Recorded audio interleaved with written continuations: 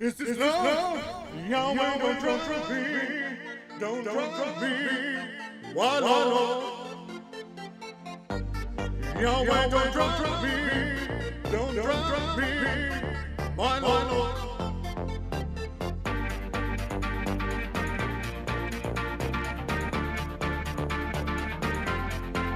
Don't drown me.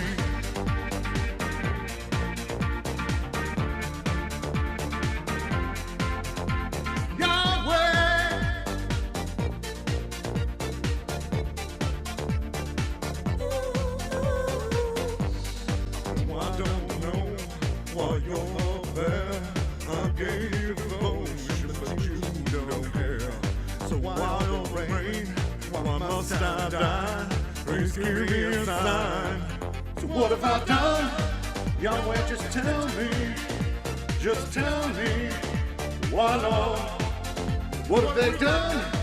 Yahweh, my family. My family. Why them?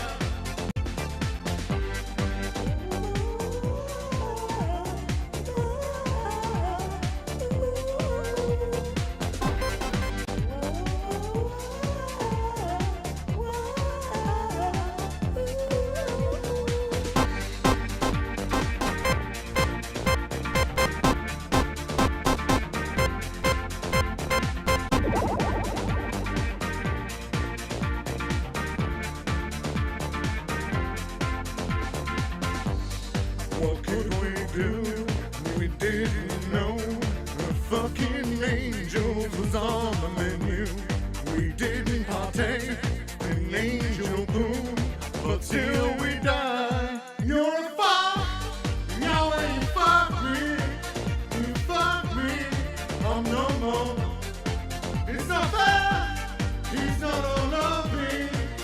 Not loving. No more.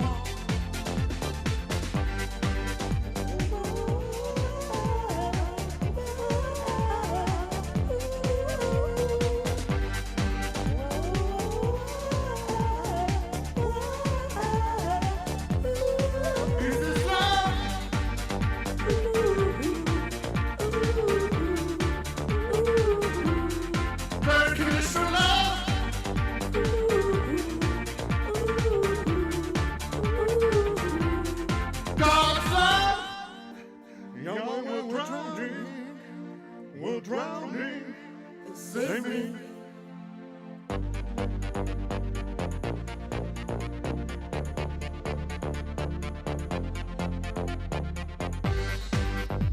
Don't drown me. Don't drown me. I want to live one more time together. We live our lives more time. Please change my mind.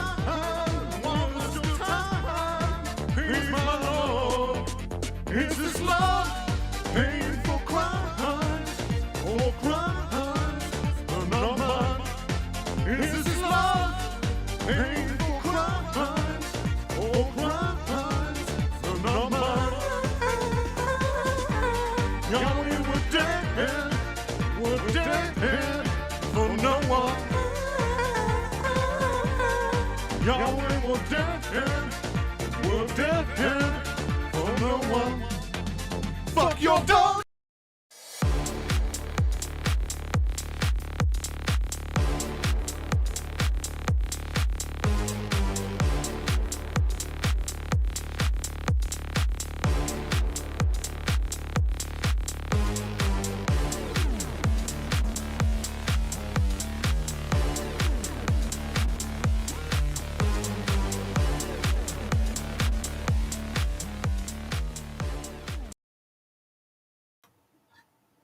Word up, yo. Word up, all. How's all everyone doing out there in the void? All that's done. So, how y'all doing? How's everyone? You might have noticed I have someone with me today. We have Jimmy Tex, so we can make fun of Braxton Hunter. So, how you doing, Hi. Jimmy? Hi, I'm doing well. Thank you for having me on, Shaken Fist. Yeah. So, this is going to be fun. It's going to be something new. I've not done this before properly. Just going to read through a whole fucking. No, we're not going to read through the whole book here, but Started a new series. We're going to read through an entire Braxton Hunter book where he tells us how to be better Christian apologists and how to really, mind fuck people and how to use philosophical reasoning to twist people's minds. So it's going to be great. You looking forward to it? I read through the introduction and the first chapter, and lest I say I'm not impressed. Well, it didn't make me the immediate believer, but he says it's not supposed to. The first chapter isn't supposed to convince you, so it's No. okay. Well, I can't wait. I can't wait till I'm done with this book. Not even started it yet. Can't wait till it's done. Can't wait it's done. Well, see, I decided to do this. Well, you can tell that I don't have my camera on because I'm still feckled. I've been lying on the floor for about 3 weeks now, so that's cool. But I only turned off my camera because we weren't cool enough to have yours on. So I was like, I don't know if I want to be that cool. I'd put my camera on, but it'd just be me looking fatter because I'm lying down and everything's scrunched up. But so I've been animating my videos and stuff. So I saw that Braxton did a few more questions. He likes doing questions occasionally that everybody can answer. So I decided, fuck it, I'll do it all in one go. And he asked quite an annoying question. Well, when's the last time you read any Christian scholarship that wasn't YouTubers? And I went, do you know what? Braxton Hunter isn't a YouTuber. Let's read his things. I shouldn't read scholars. I shouldn't read people that work at universities with PhDs. I should listen to this bald fuck. Sorry, Jimmy. But I should listen to this. Well, do you know what? I was... That's right. Yeah, well, me and BS before were saying, I got one bald guy to counter another bald guy. I do have the same barber as Braxton, to be sure. So yeah, he was quite annoyed that people aren't reading the right kind of scholarship, but he didn't say what kind of scholarship we should. So I decided to read some of his stuff. So I found this, and it's a little system he's devised for bamboozling people into thinking his way. So yeah, but there's that introduction. Nice. I enjoyed it. Like keep in mind that I've never had interest in becoming an apologist, but reading this book just has that cringe factor of somebody who feels like they've seen how the magic trick works. Yeah. And this is definitely not helping. Well, it's like he says, though, Moreover, I've never ever been an atheist, and I'm completely aware this is going to sound smug, even though I don't mean it that way. But the reality is, I think I understand the arguments for and defenses of atheist positions better than most atheists I know. Moreover, I've never ever been an atheist. So, he knows our arguments better than anything. So this book is definitely going to be the most interesting to go through. That is a great clip. I commend you. Thank you. Do you know what I found, though? I found he doesn't just do Christian apologetic books, and I got excited. He does fantasy books as well. He writes fantasy books about people that have forgotten God and how there's an Anunnaki race that will remember them and bring God back. So, Wow. Hey, it's good to see that, he can branch out into other things. It's good. I want to read them. They're going to be the worst. That's quite the swing in being an author. I'm not an author myself, so I have to compliment that. Just getting your art out there in the world definitely has an appreciation. Oh, it does, yeah. Because a little secret. I've been, as I've been fucked up, I've been writing a little fantasy book myself. And it's tougher than it looks. You know what I mean? You think it's just putting some words on the page, and it's not. Yeah. But so it'd be interesting to see what he does. If it's anything on the caliber of this core facts book, well then, So, right, let's look at it. Oh, no, that's the wrong one. So, first off, this book's from. Where's my thing? This book's from 2014, so I'm going to allow him some leeway. You know, if he's talking about things that haven't been discovered yet, well, I'll give him a wee bit of a pass. But it doesn't happen in the first chapter, so it doesn't matter. Just a heads up to everybody and for you, Zach. I have dyslexia, so reading sometimes is not my specialty.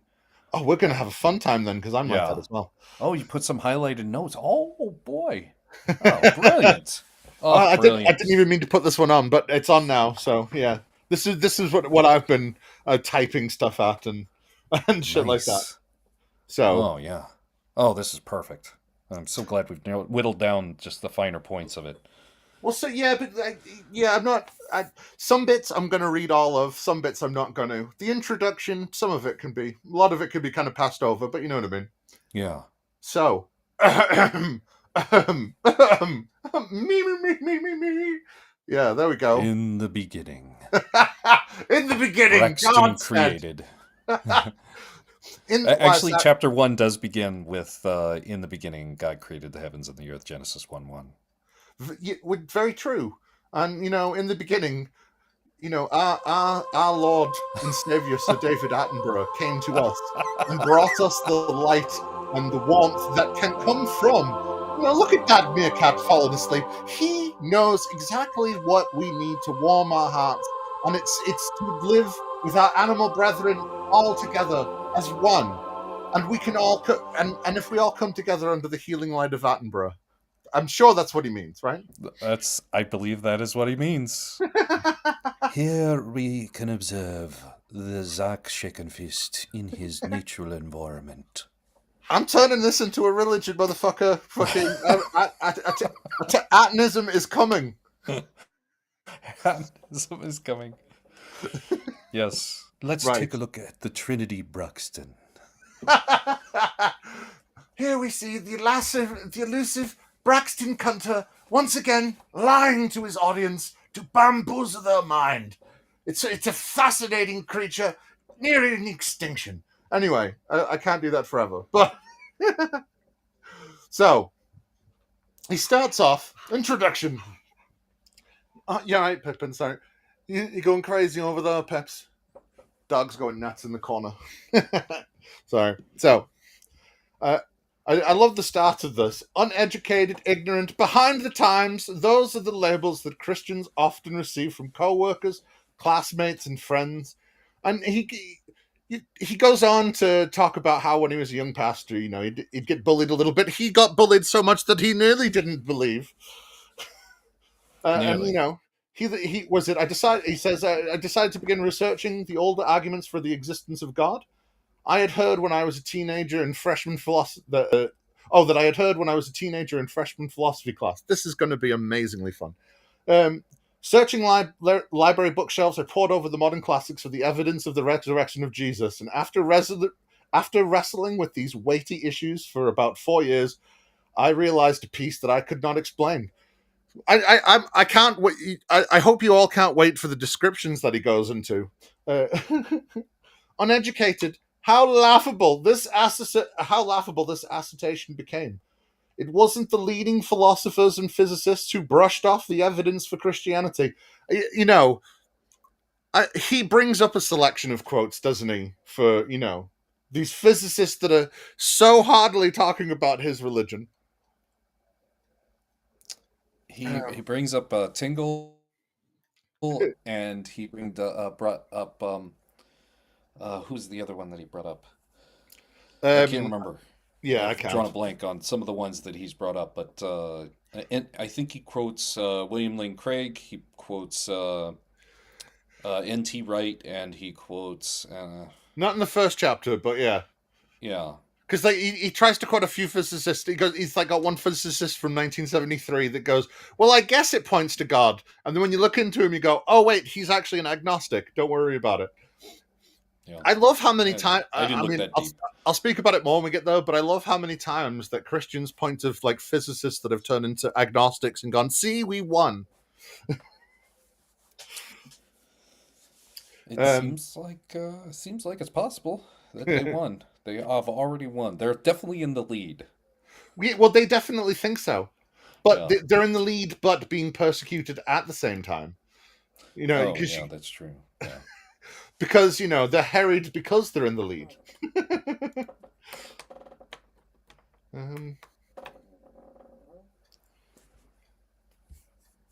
Oh, it's that guy. Oh well. Anyway, so where's my? That's the wrong thing to click. So you say it's asked. It wasn't the leading philosophers and physicists who brushed off the evidence for Christianity. It was the uninformed students. Internet trolls make up the majority of atheist scoffers. All these atheists out there, they're all just trolls. They're all just internet trolls. They don't have any, basis in physics or anything like that to go off of. It's just trolls. Do you like being a troll, Jim? I don't consider myself a troll. I just consider myself asking for the evidence. That's what I'm asking for. And we'll see in my conclusion that I believe that evidence should be visible from a real God. But as you can see, Braxton, in a clip that I'd sent you previously, has plenty of people who believe that the evidence is very clear and I should just accept that. So I'm going to poke that apart. Well, I've got that clip there for when we get to when it's needed. Yeah. I look. Oh, sorry. Let me change. I'm moving my mic a bit. Sorry. I'm going to have to do this occasionally because of my back. So I learned quickly that while the most knowledgeable specialists in the relevant fields are not all necessarily believers, most of them take the evidence seriously and enjoy engaging in honest discussions about it. Do you know what? I find a lot of atheists on YouTube like that as well. But the problem is that Christians are inherently disingenuous, and they think that if they use the same argument at you like 15 times, eventually you're going to mess up something you say, or you're not going to know one of the points that they bring up specifically. So that means it's God. Do you know what I mean? And you can't really have an honest discussion with these people because they don't want an honest discussion. They want to talk to you under the guise of an honest discussion so they can lie to you and they can try and bamboozle you with the stuff they learn from books like this. This whole book is about teaching people a method and a script to confuse people into believing what they want. You know what I mean? Well, I do believe that Braxton is probably sincere about his belief. I don't believe he's purposely attempting to be a grifter. He believes this, and he himself has possibly been deceived and doesn't realize that he is creating and perpetuating the deception that got him deceived in the first place. I'm not sure though. That's my perspective from See, it. the thing is I'm not sure. I'm never sure. Even Kenneth Copeland, who I would put at the number one spot of being the confirmed deceiver, and not the deceived. I would put him as number one, and I'm still not sure with him. Well, see, I would have said that. No, I think Braxton's a true believer, but I know he's very snarky. He's very up his own ass. He's got this he's kind of got this Hispanic woman sass air to him. Do you not think? Do you know what I mean? I think I know what you mean. It's he's got a head wobble. He likes to wobble his head. He likes to look down his nose at you, and he likes to go, you know what I mean? It's I think he enjoys being snarky too much for me to believe that he's being genuine about how you should argue and stuff like that. And I think some of it's starting to come from reading this book when he's actually talking about why you should believe these things and why you should, and the reasons he gives. It's oh, you've got nothing, and you've got nothing, so bluster is all you have. So if you know what I mean. Yep.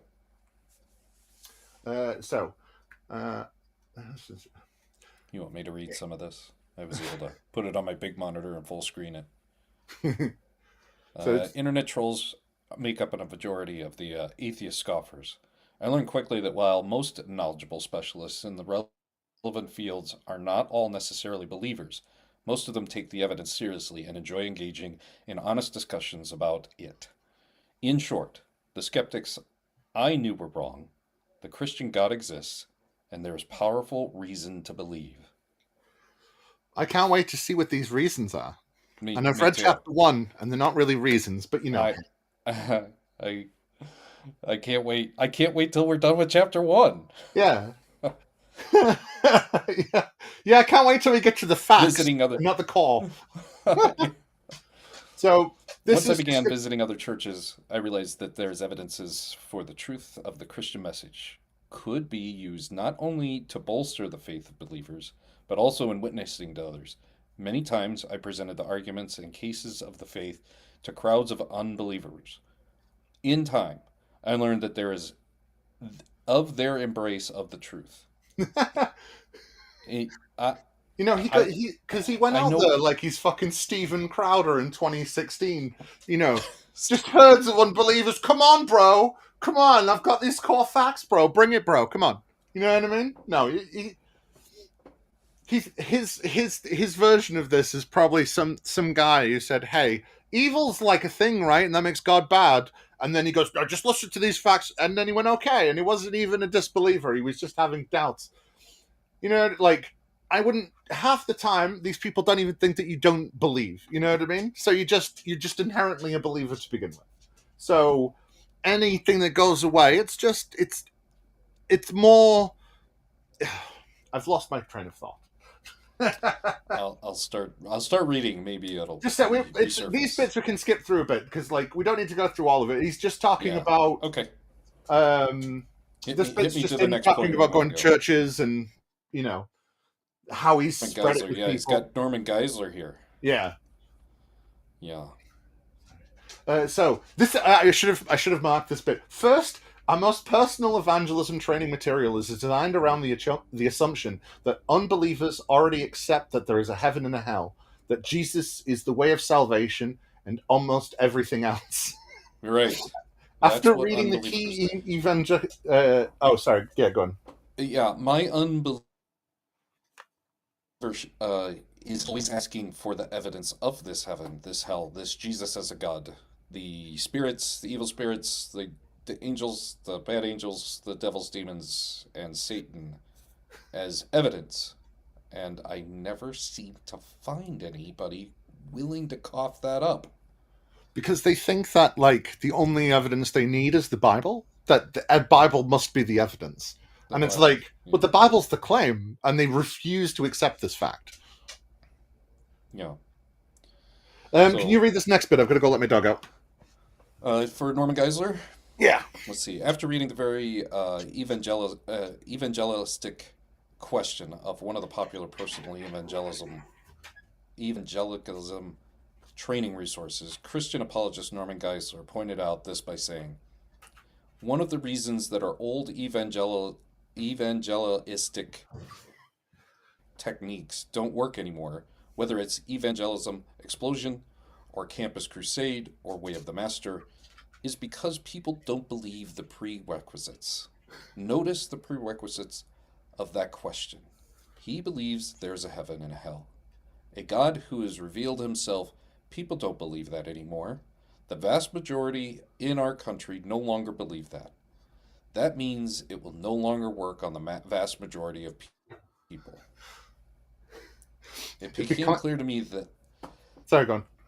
there needed to be an evangelicalistic training resource that made the classical case for the truth of the Christian message understandable and easy to remember. So Do you love the fact that they're like, hey, we've only just, I know it's like, you know, just a sec, let me get the thing up again. I've clicked it off by accident. So when he said it, so that quote's from like 2012, right? And it's like, what? These fuckers only realized that, like, what, 10, 15 years ago that atheists don't actually believe in heaven and hell automatically? You know, it's like a revelation to them. What? The whole time they've been saying they don't believe, they actually don't believe. Do you know what I mean? It's like, that's a great point. it's Yeah. like they're astonished that we Yeah. were telling what we thought the whole fucking time. But I'm Because- still going to get quoted probably by Braxton if I were talking to him directly about some variation of. Sorry, you cut out at the end there. There's probably some variation of Romans 1 that will be quoted to me by Braxton if I were actually talking to him or having a discussion. Oh, yeah. Well, you know, they always, you gotta love the cherry picking from the Bible. They go around and they pick the little quotes and they forget about what the lines after them and the lines for them, and they go, no, it's definitely fighting for me. And it definitely tells me what you're like, because God made it all a long time ago, and he put it in this one book, and if I just look hard enough, then I can decipher everything. It's like the most. I sometimes think when people do this cherry picking, it's like the most popular version of astrology. Astrology. It is astrology. The Sagittarius and Pisces and all that stupid bullshit. Yeah, I've never gotten into that. I've had a girlfriend or two that was, oh, this means that we're gonna have this, and we should. But but these people do it with the Bible. You know what I mean? They go, well, actually, today this quote is Yeah. useful for this, and this quote's useful for this. You know what I mean? As long as these people don't read around it, it's fine. Yeah, perfect. I like Uh, so. I think the next bit is just him going, yeah, I spent some time, making, how he made it out or whatever. This will explain the answer. So you might even ask the God you do not believe in to speak your mind and heart during this study.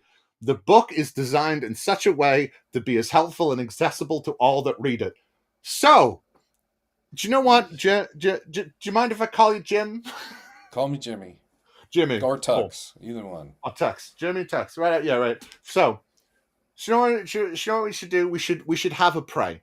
Okay. You know what I mean? What, He's shall saying we? that we should. Oh, sorry. If you're an unbeliever, but I ask that you read this work with an open mind. And do you know what? Right. I think we should have an open mind. Do you know what? We should pray, and we should pray We genuinely. should pray. But the Pray thing genuinely. is, right, is Jesus says that I should do it on my own and away from you all. That's what Matthew 6 says. So I'm not going to pray right now on the stream because that would be performative prayer and that would be praying in front of other people. And Jesus says not to do that. And I'm Shit. going to listen to what Jesus says, which is more than what a Christian does. I already prayed. Oh. See, you ruined it there. God would have talked to you if you didn't say anything because you would have done it in secret. He knows what you want. That's what Jesus says. So, I have a little clip here because he's like, hey, by the way, why don't you have an open mind? You should have an open mind. You, atheist, you have an open mind. You know what I mean? You like that? I like that sort of thing.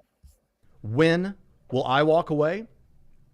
For me, when I'm so diseased or my brain so deteriorated that I'm no longer myself in my rational mind. Listen to me. We're not going anywhere. And if you came to Christ partly because God used Trinity Radio or my ministry apart from Trinity Radio, hear me loud and clear. I've said plenty about the ways in which I'm open and my views are falsifiable. But I want everyone who calls himself or herself a committed Christian to consider this deeply. I'm not ashamed to tell you that I will always be a Christian. What meaning does it have to say I have bent the knee to the king if I may go AWOL in the midst of the chaos? I have bent the knee, and I will not defect. In our tribe at Trinity, loyalty means quite a bit. And we aren't just loyal to each other. We're loyal to each other because we found a reliable master. We're in the kingdom, and we're proud citizens of it. I belong to Jesus Christ. He is my Lord, and I will never surrender. When will I? So that's cool, right? That is perfect. I think when I read that, I immediately thought of that clip. Yeah, And said, and like this is it's how a long fly ball. It could be. It is. Holy cow! Yeah, and this is the heart of how these people are disingenuous. Yeah. You know what I mean? Because I these concur. fuckers will say to you with one side of the mouth, "Hey, unbeliever, do what I say, and maybe you might be persuaded for me." And on the other side, they're like, "No, fuck them." It doesn't even says, man, you might be able to falsify it, but it doesn't matter. I'll be a Christian all the fucking way, right? And that's how these people convince people. You know what I mean? Because I know what you mean. they expect every single one of us to give an inch to everything they fucking say. Because once upon a time, everybody had to bend the knee or they'd torture you to death. You know what I mean? So they go, hey, I know we used to persecute everyone and we kind of want to do that again, but we're also persecuted. But could you argue the way that we want? Could you have the motions that we want you to have? Do you know, like, everything about them is trying to make you do what they want because they're so insecure in themselves that they have to have everyone else do as they do. Otherwise, they'll feel out of sorts. You know what I mean? It's fucking ridiculous.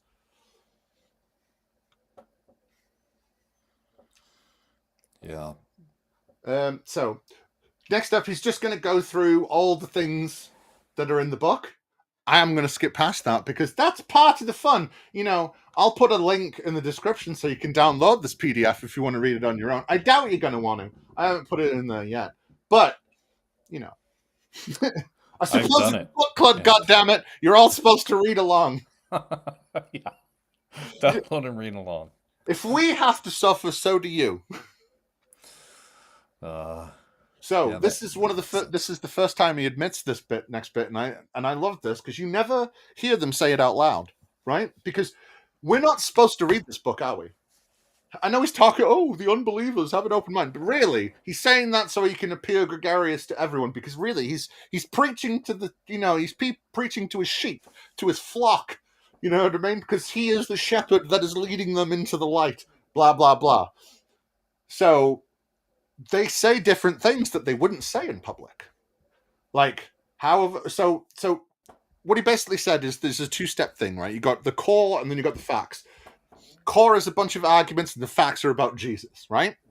And it's all acronyms. And he's saying that the first four, the core, are all related to the existence of God. However, this material doesn't specify that the God being argued for is the one true God of Christian scripture. That's an amazing revelation, especially when he's going to give you the cosmological argument, the teleological argument. You know what I mean? And he's just there going, yeah, none of these actually argue for our God. None of them. Well, so that's the thing. He only thinks that there's one God. And many times Christians don't realize that providing evidence that there's a creator does not get them to anything named God. Anything named Jesus. No, because you could be like one Michael Beverly that gives some credence to we were all created by a great programmer in the sky. You see, we're all living in a simulation. Programmer in the sky. By the way, your intro with Michael Beverly, I could not stop laughing at Michael Beverly's acting. By the way. Oh yeah, see, he's both great. He's both great and terrible. You know what I mean? He's terrible. He's terrible at following the instructions you give him, but he gives you the best stuff. Oh, that's hilarious. Makes it even funnier. Yeah. Oh, I like to begin that video. I've got a new one coming out soon. Have you ever heard of Little Big? No, not that I know of. They're like a Russian.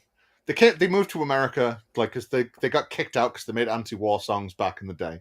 So, but like they kind of do like dancey, trancy stuff, but like comedy.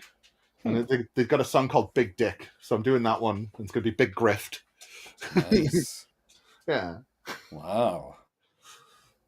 Big Grift. That sounds fantastic. Oh, it's going to be good. I recorded it. Me and the missus recorded it the other day. So I'm like, fuck it. I don't need to make a music video for everything. I've got so many parody songs I want to make. You know what I mean? I got a Blink-182 one I'm working on where it's like all the wrong things and it's about the flood. And I'm going to go check on my dog and go grab a drink. I'll be right back. Yeah, fair enough. Hello. I'm scarred. You watch Big Dick and you're scarred for life. Well, you know, a big dick will scar you for life if you don't do it properly. It's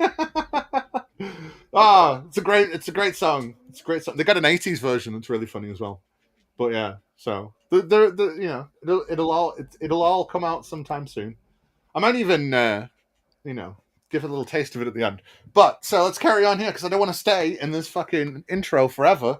I want to get to the shitty arguments.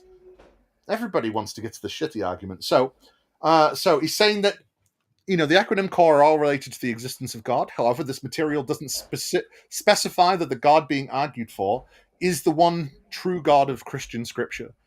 This is why the evidence is represented by the acronym facts.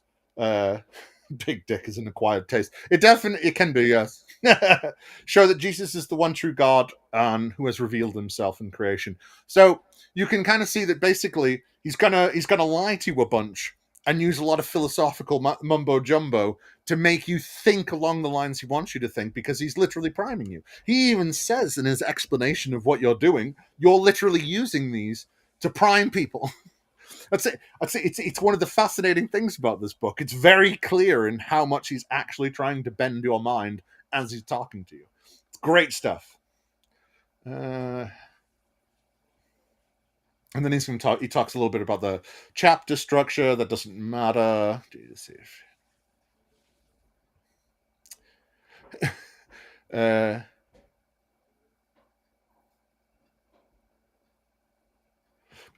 Perhaps some would embrace Christianity if they only thought it were possible that God existed. In such a case, one might focus on the core arguments. This flexibility is one of the strengths of the method. Because he's talking about, I can go between them. It should also be said that I have no desire to replace other evangelistic strategies. Instead, core facts can be used in symphony with existing resources to satisfy the need to defend the truths that they present. The goal is 21st century evangelism. And he's like, hey, I don't want to get into the way of all these other evangelistic ways that people fucking, go out there and spread the word of God. But mine is exactly the same, so it'll fucking fit into it because I'm going to use the same arguments that you do. I've just put them in a nice, tasty acronym, and it makes it feel futuristic. Have you seen how I've said 21st century evangelism? Doesn't it make you feel like you're in a new and progressive way of... And I don't even mean progressive in left wing. I mean progressive as in, like, they've actually made some new arguments and found some new proofs and evidences that they could actually use instead of just the same old bullshit. Though most Christians are completely unaware of or apathetic towards them, there are powerful reasons to believe. This book will explain them. Ready yourself for the journey. Open your mind. Roll back the uncertainty. Loose the chains of doubt. Ignite the fires of discovery and engage the evidence. Yeah. Watchmakers and lasers, that's what we mean. 2K25 evangelism. Pew, pew, pew, pew, pew. Pew, pew, pew, pew. Yeah, see? Pew, bam, noises, flash, bang, fireworks, everything. See? Blast off, yes. Go in space to find God. I know they used to look up at heaven, and I say heaven.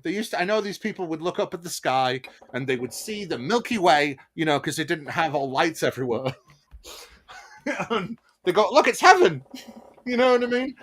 I think that's one of those things nobody ever thinks about, that people used to see shit in the sky because there wasn't light pollution and they didn't know what it was. Yeah. It's like people go, oh, I can't believe the Vikings thought, they lived where the world had ended. And it's like, are you fucking serious? Every night you could see the Milky Way, and then the land was white with snow. It reflected everything, and there was the northern lights being fired down. You know what I mean? Yeah. People never think about that shit. I learned it hiking the Appalachian Trail. I stayed the night on Wildcat Mountain. Oh, you did the Appalachian Trail? Billions and billions of stars. Yeah. No light pollution up in North Hampshire. No? How long did it take? Did you do the whole thing? I section hiked about 95% of it. There's still about 100-mile section that I have not done. All right, yeah. No, back when I was about fucking 10, me, my uncle, and my dad all did it, and we did it in about 3-4 months. Did the whole thing in one go. I did it in sections. Took me about 7.5. Yeah. To do it in sections. If I had done it like I'd planned in 2009, I would have expected it would have taken me somewhere around 3 months and a week area. Yeah. I was in top physical condition. Very, very solid on my feet. Probably could have done it at a nice leisurely rate. In 3-something months. If I got on the trail right now, I'd expect it to take me a little closer to 5 months in the current health and physical condition that I'm in right now. Oh. 4 plus. I definitely would not be able to do it in under 4. Yeah. Because it takes like 3 weeks at least to start getting comfortable, and it takes 6 weeks to start feeling like an athlete. I'd be fucked now. It's like I haven't hiked in years. Moving to Britain just like killed every. There's nowhere to hike over here. These people hike through fields and go, "That was a nice hike," and it's like, it's not a fucking hike. Fuck off. These people leave a city and travel 5 minutes. They see a green field and they go, "Nah, nature," and it's like, stop it, okay? I'm from Maine originally, and it's devastating. Oh yeah, Maine is hard. The section that I've missed is between Rangeley and Baxter. Yeah. It ends at Basically. Katahdin, man. Katahdin's a beautiful mountain. Yeah. I'm trying Maine's to the remember best. If Katahdin. you're doing in sections, man. Is that north of Rangeley? Is Katahdin north of Rangeley? Yeah, I know the well, one. see if you're going from south to north, Katahdin's the end. Oh, Katahdin. Yeah, Yes. I was thinking the way you were pronouncing it. I thought there's. that's how we pronounce it in Maine. Katahdin. Yeah. So yes, I've been to Katahdin. I have not. I've been out of the 100-mile wilderness, and then basically from Rangeley to 100-mile wilderness. I haven't done. Do it in the And a do buddy it of in mine the was fall, like, I man. don't know, about 5 years ago, right before Yeah. COVID, he was like, "Hey, I could take a week," and I was like, "No, no, no, no, no, you don't understand. No. That is not." I think that is it the Camelbacks, the camel somethings, or in that area. Yeah. Like they're hard. I have heard they are hard as shit. You are going down gorges and valleys that just Yeah, but it's one of those fucking trail on like them. it doesn't seem that bad when you just look at it in a map and then you actually start doing it. It's like, oh, there's like you go over like 2 mountain ranges and you go through 3 different forests. Yeah. you go basically from near enough Arctic conditions. Maine can get really bad, man. And then Yeah. you go all the way to fucking Georgia and it's like sweltering and you think shit. Yeah, I really enjoyed Maine, but I had a knee injury that was nagging me, and I had to get off the trail. Yeah. And then when I went to Katahdin, went to Baxter, I got sick about a quarter of the way through the 100-mile wilderness, and my eyes, my sinuses had filled up, and my eyes had seized up from mucus. Yeah. Well, it sounds like you had a wonderful time. Maine I mean, to does tell ya, wonders for people. Maine was brutal. It is a hard hike. When you're It is. sick and you've got, infection coming out of your head, Oh yeah. literally, and the fording the rivers and creeks that were still experiencing spring thaw in July. Yeah, well, Maine's fucked, man. Maine winters are fucked. Yeah. Everybody else is like, it's nice in springtime, and Maine's like, I've still got a foot of snow. I've got my fucking, yeah. I miss it, man. I miss it. I was too young. I couldn't appreciate it properly for what it was. You know what I mean? Yeah. I moved over here. I was 13. Oh, look at this. We've switched to green highlight. See what it is. So for this bit, so I started I wanted to make different points about different things. So if it's all 1 point, well, then I highlight it one color. But if it's right next to it and it's a different point, it needs to be a different color. Otherwise, I'll never know. I see. In the beginning, God created the heavens and the earth. See, he says Genesis 1. That's not the Genesis 1:1 I remember. What's the Genesis 1:1 you remember? I don't know. I'm looking it up. Is that it? I thought there was more to that. Am I thinking of the second line? Yeah, I might be thinking of the second line. Yeah, it might be the second line. It's okay. My brain doesn't work. I've got brain rot. Don't worry about me. Okay. Right. So we're chapter 1. We got C. We're actually getting into these. We're getting into the call now. We're getting straight into the call. The first letter of the acronym is complete. Chapter 1. C. The universe had a cause. Doesn't stand for Braxton Hunter at all. Introduction. Another introduction. I like introductions. Do you like how he's trying to set this out like it's some kind of scientific fucking paper? Did you notice that structure? No, I did not. He lays out his case like he's he's making some scientific opinion piece that should be thought about properly in all the places, because he's got his introduction, he's got his body of work, he's got all these different things, and it's like all these different headings and shit. It's mental. So, introduction. Of all the arguments for the existence of God, it is my belief that the proper form of a cosmological argument is the strongest death blow to atheism which can be brought from the arena of the natural human mind. Wow. He grabs you from the Checkmate. start, doesn't it? Yeah, Yeah, well, checkmate. you know, hey, Checkmate atheists. I'll give Braxton one thing. He starts with what he thinks is the strongest, and you know what? Not a lot of people have the balls to do that. A lot of people would leave it to the last one. But you know, the acronym says that it has to be first, so fuck it. It's the strongest argument. I love how, but it can be brought from the arena of the human mind, and it's like, really? I mean, we thought of grander things, and we thought like physics, the idea and mathematics of physics, like the understanding of it came from a human mind. It's ridiculous. Oh. Right.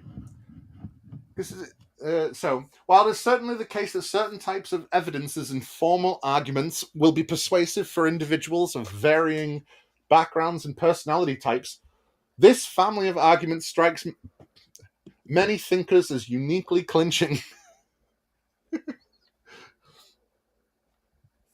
Because you know, no, I'll get into my explanation of that in a bit. So Frank Tipler writes, when I began my career as a cosmologist some 20 years ago, I was a convinced atheist. I never in my wildest dreams imagined that one day I would be writing a book purporting to show that the central claims of Judeo-Christian theology are in fact true. That these claims are straightforward deductions of the laws of physics and how we understand them. And I have been forced into these conclusions by an inexorable logic of my own special branch of physics. Wow. This comes from 1994. You always love how they got to go back very far for this stuff, don't you? Wow. Well, because if you, there's no newer examples. You just gotta keep on going back because, and I find it interesting especially when we're talking about physicists. Like 1994 in physics is actually quite shit compared to this book was written in 2014, right? It's even shit compared to 2014. yeah. Let's look up Frank Tipler. Oh, yeah. And it's the amount of things that we know differently. It's like, why are we supposed to take... It's like when they start going on about Aquinas. You know what I mean? Like Aquinas says this, it's like, who gives a shit? The man didn't know that cells exist. So this is his most famous quote. Yeah. Because it'll be his most famous quote because Christians like to use that shit because they find what they think is a nug of a hard evidence, right? And they go, look, right?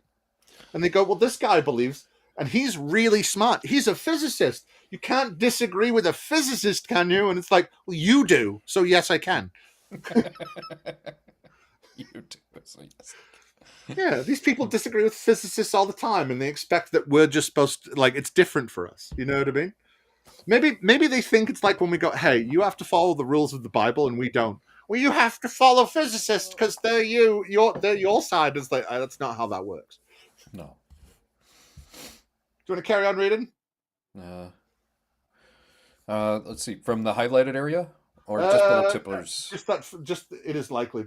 It is likely because of this that classical apologists have reserved a special position of prominence to their versions of cosmological arguments.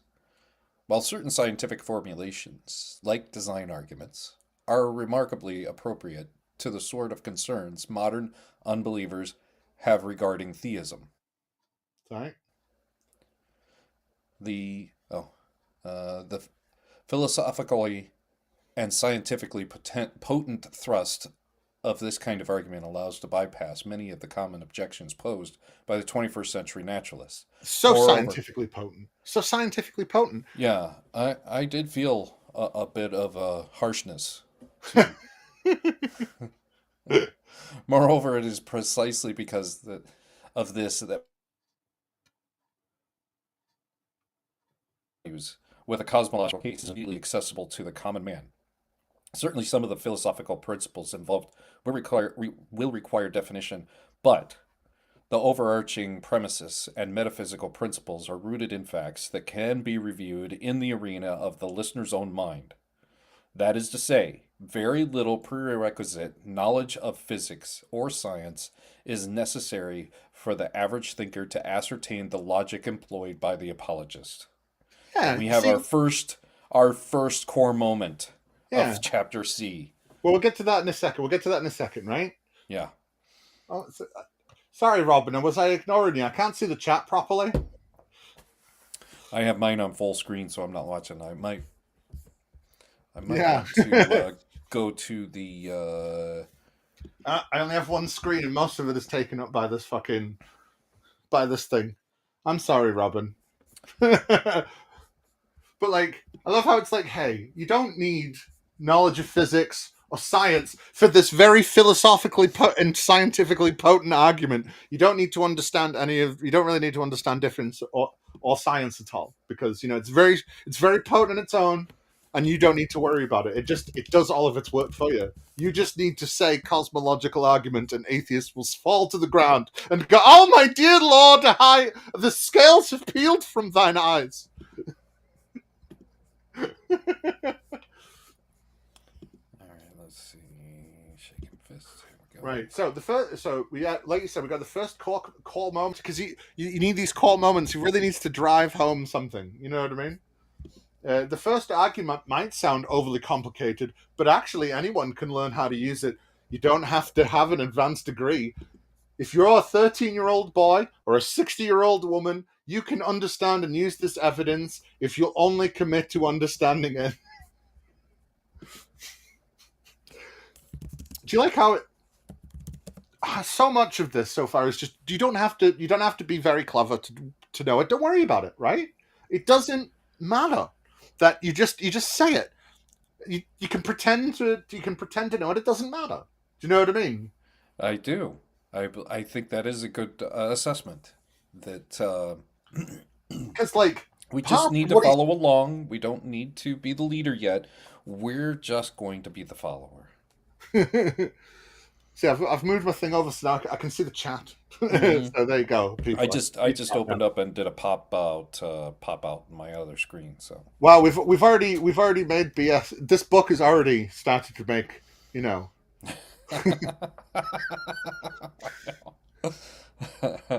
But yeah, so like I like how it's said. So it's part of a thing that I keep on saying. It's the thing I like to say. It's simple, easy, intuitive answers for hard, non-intuitive questions.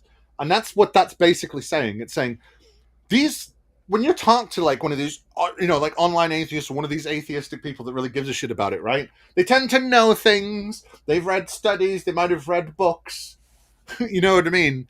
And they're like, it doesn't matter.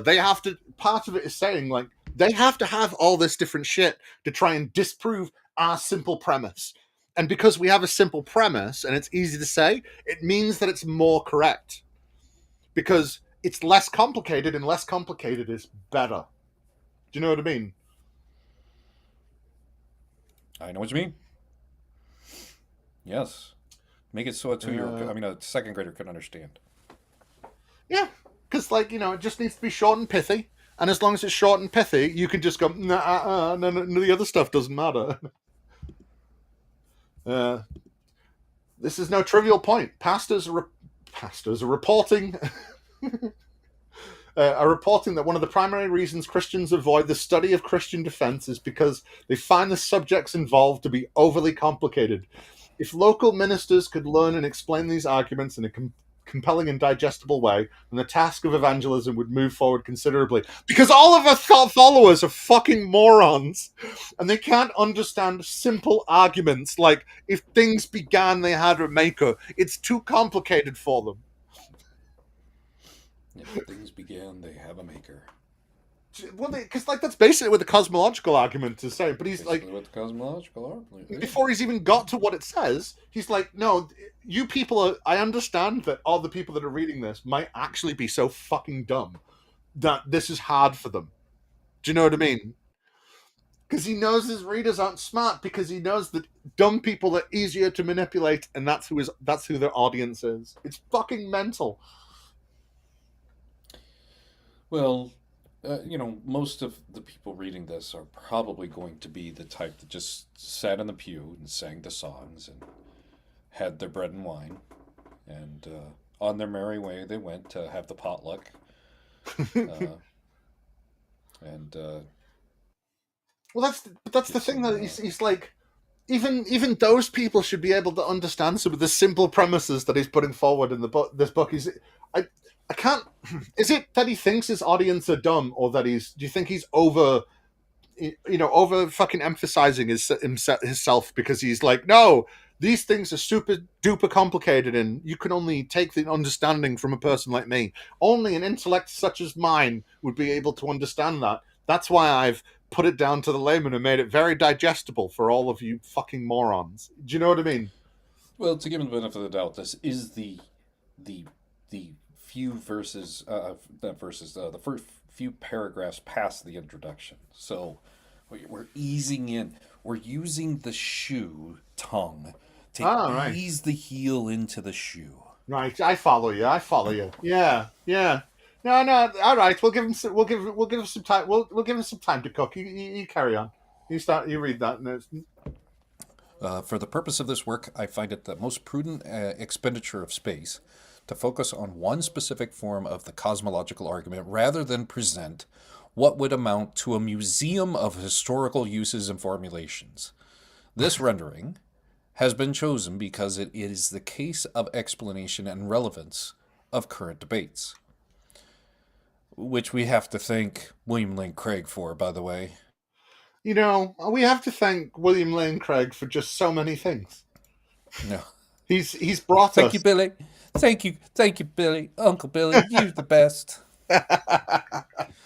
What will come first is a formal stating of the argument and explanation of how it is used. Secondly, we will discuss common objections brought by atheists and agnostics. And finally, we will attempt to show how the argument can be presented in a teaching format and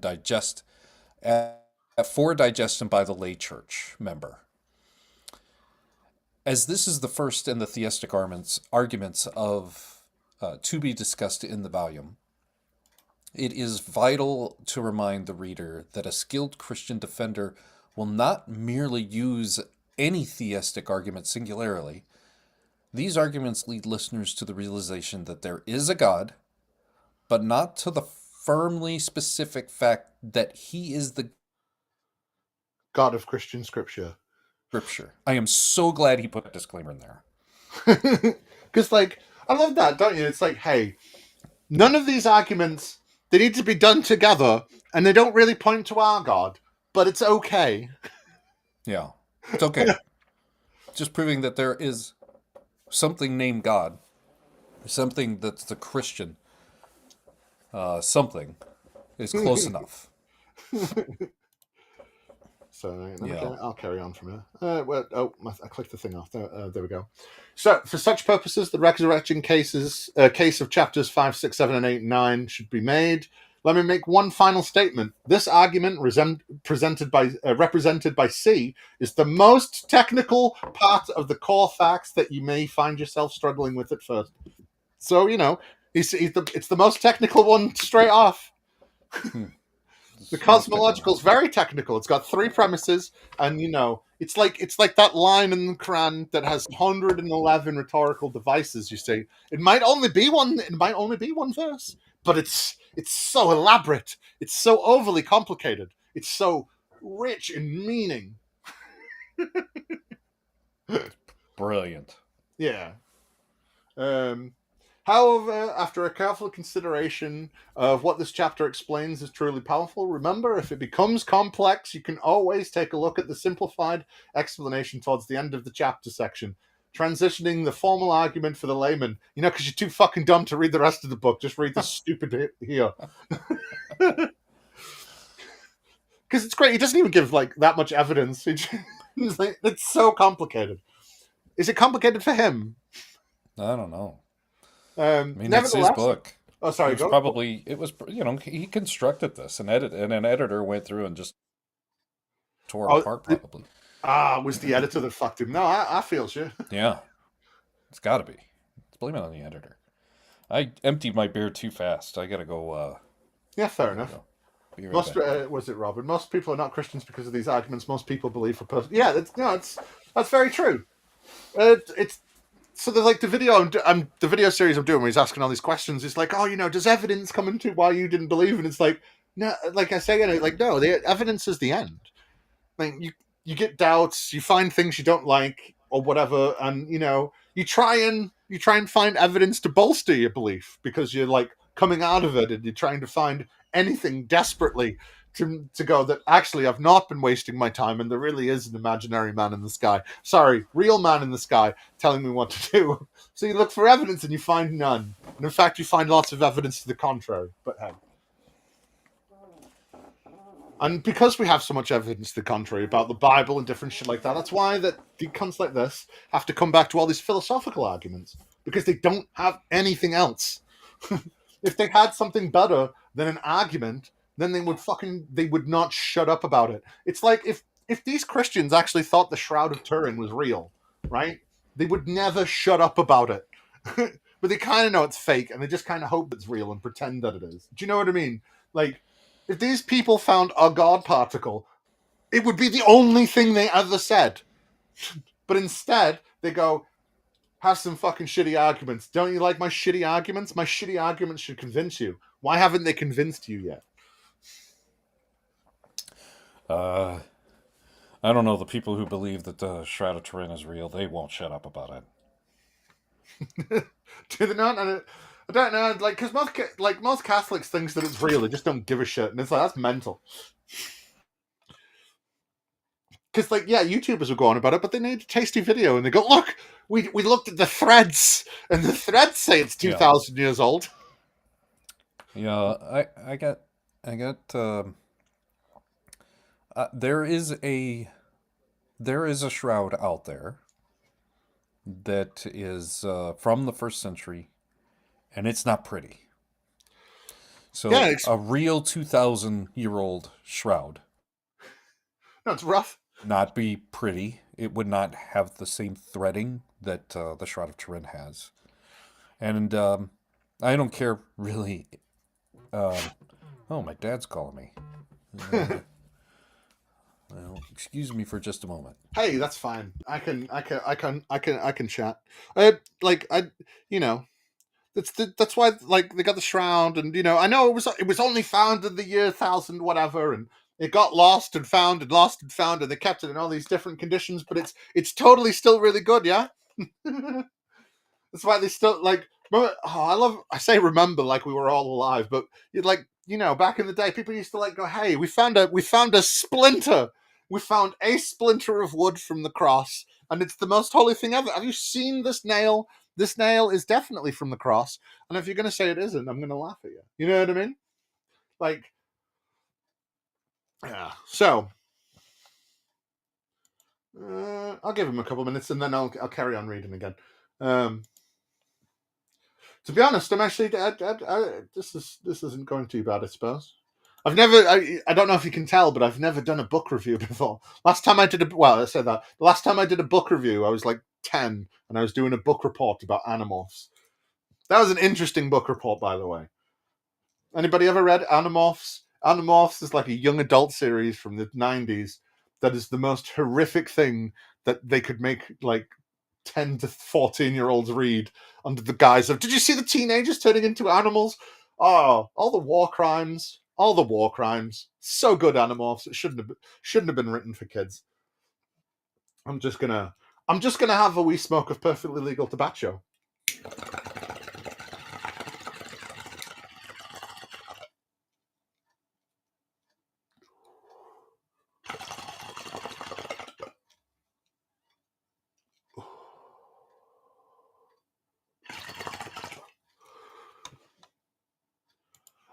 You got sent to the office for doing what book did you do? Did you do Satanic Bible? Oh, to be fair, when I moved over here, I tried to do a book report on Lord of the Rings, and they got angry because it was 15 pages long. So, what can I say? I like Tolkien. Yeah. So how's everybody out there doing? How's everybody in the thing? I'll give him another minute, and then I'll start reading again. It was a spy book with lots of sex. Well, that'll do it. That'll do it. Oh! Ugh. Oh, everything hurts.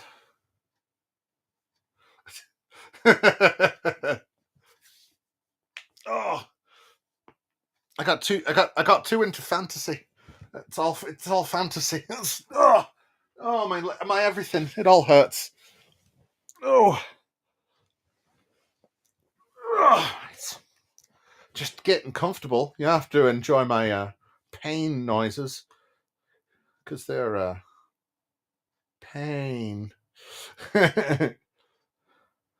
Teacher's husband was a Baptist preacher. That sounds like a lot of fun.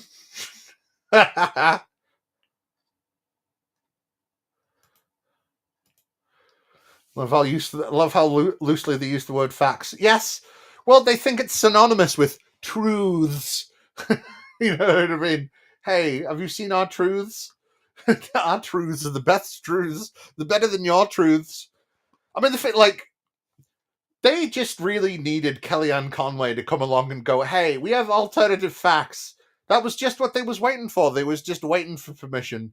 They were all just sitting there. They'd all wrote in the notebooks and the little diaries all the lies they wanted to tell, and they were just waiting for someone to make it acceptable. And it happened, and we are where we are. Right, I'm gonna go check on my dog, and then I'll read some more.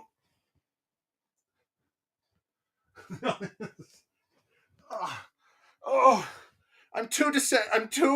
Oh, this hurts far too much to move. Oh, yeah, Pippin. Hello, Pippin. You coming back in? I can close this door so it's not cold.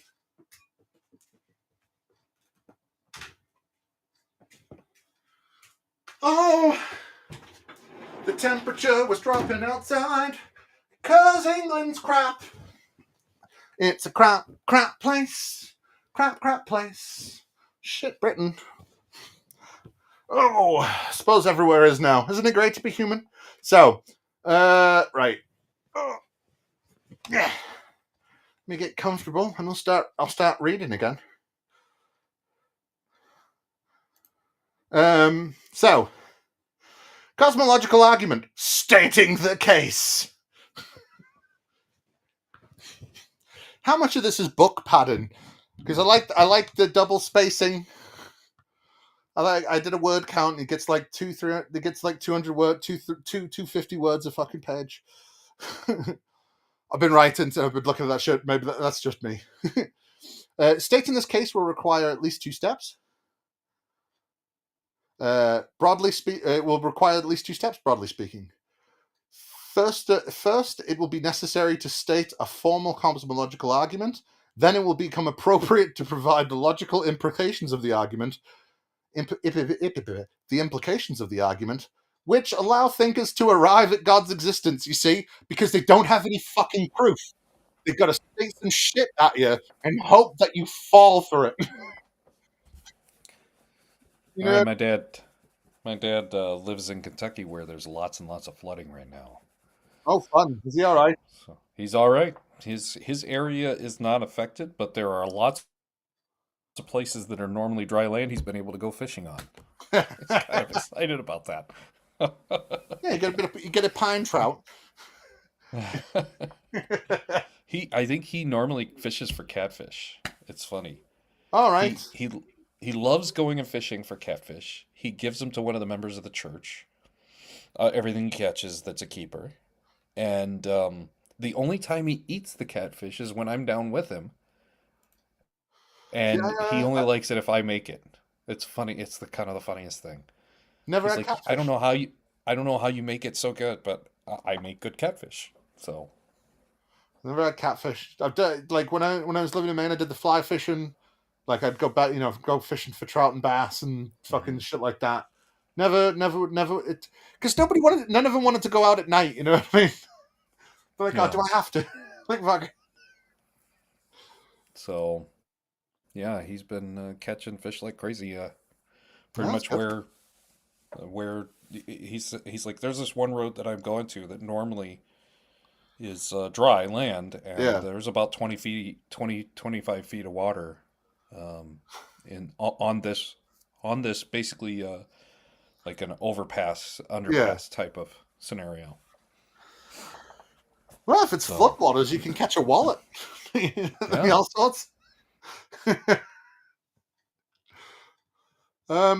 Catch So, him. yeah. He's like, I've gone 4 days in a row. So Well, no, at least your dad's all right, though. yeah. I've So- had the Kentucky. If it's from the Ohio River. Yeah. It's mainly corn and soybean fed because it's right next to a granary, and so it's good. It's good catfish. I think it is. And Yeah. I wouldn't know. I'd fucking... yeah, Robin, my dad's in Kentucky, but on the opposite side, I think, than you are. He's much closer to like Paducah and Henderson.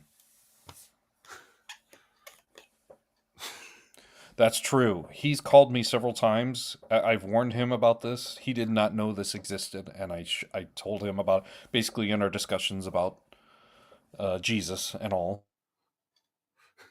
him that there is such a thing as catfishing, and that I think Jesus is catfish. Jesus is a catfish. Interesting way of thinking. I I think Paul's the catfish, isn't he? I think Paul is the catfisher, Yeah. and Jesus is Linnae. Yeah, all right, yeah. Yeah. Yeah, he's the dangler, and then... Yeah. Right. So, I did start to read Then a this. supporting cast. Stating the case will require at least 2 steps, broadly speaking. First, it will be necessary to state a formal cosmological argument. Then it will become appropriate to provide the logical implications of the argument, which allows thinkers to arrive at God's existence. See, don't you like how you got to do all the work? And keep in mind, the creator being that the cosmological argument is trying to presuppose doesn't necessarily mean it's the God of the Christians. True, but you see, this is why you've got to let the thinkers arrive at God existence, right? Mm-hmm. Because you, the Christian, will be making the argument, right? Yeah. So you know, right, that it isn't for your God. But you then disingenuously hope that the person that you're trying to convince figures that it's that God, because they're the one making the case. Do you know what I mean? BS. BS is hilarious. I sometimes think you and BS are the same person. You guys sound so incredibly similar sometimes. Oh my goodness. We talk like- the same language. Being raised in the Church of Christ and realizing, both independently with completely different ways, came to the same conclusion. It is unbelievable. I hear straw slurping. But by the way, the last time I grabbed 2 beers since I sucked down the first one so fast. So Oh, do you know what? Do you know what? I'll join you. I don't have beer. I have whiskey. I could switch to whiskey. Hey, that would be completely up to you. I just have to go grab a glass. You a whiskey man, are you? I have good. Yes, BS's COC was the true COC. All COCs believe that. There's about 3 sects of COCs, Church of Christ. Right, yeah. And mine was boring. There was one that was much more liberal, and then I found out that there was one that's a little more, I don't know, culty, maybe. Yeah. Almost. I mean, mine wasn't far from Mennonite, but it wasn't nearly as heightened as Mennonite. Yeah. I think BS's was a touch a COC that was a touch closer to almost being Mennonite-like, from his description of it, if I remember correctly. Yeah, I had a I had a crazy Baptist lady in the woods that would perform rituals with us. Yeah, I graduated from a Baptist high school. Oh, fun! Yeah. My mum considered sending me to one, but that didn't end up happening. But then I moved over here and I went to a Catholic school, so...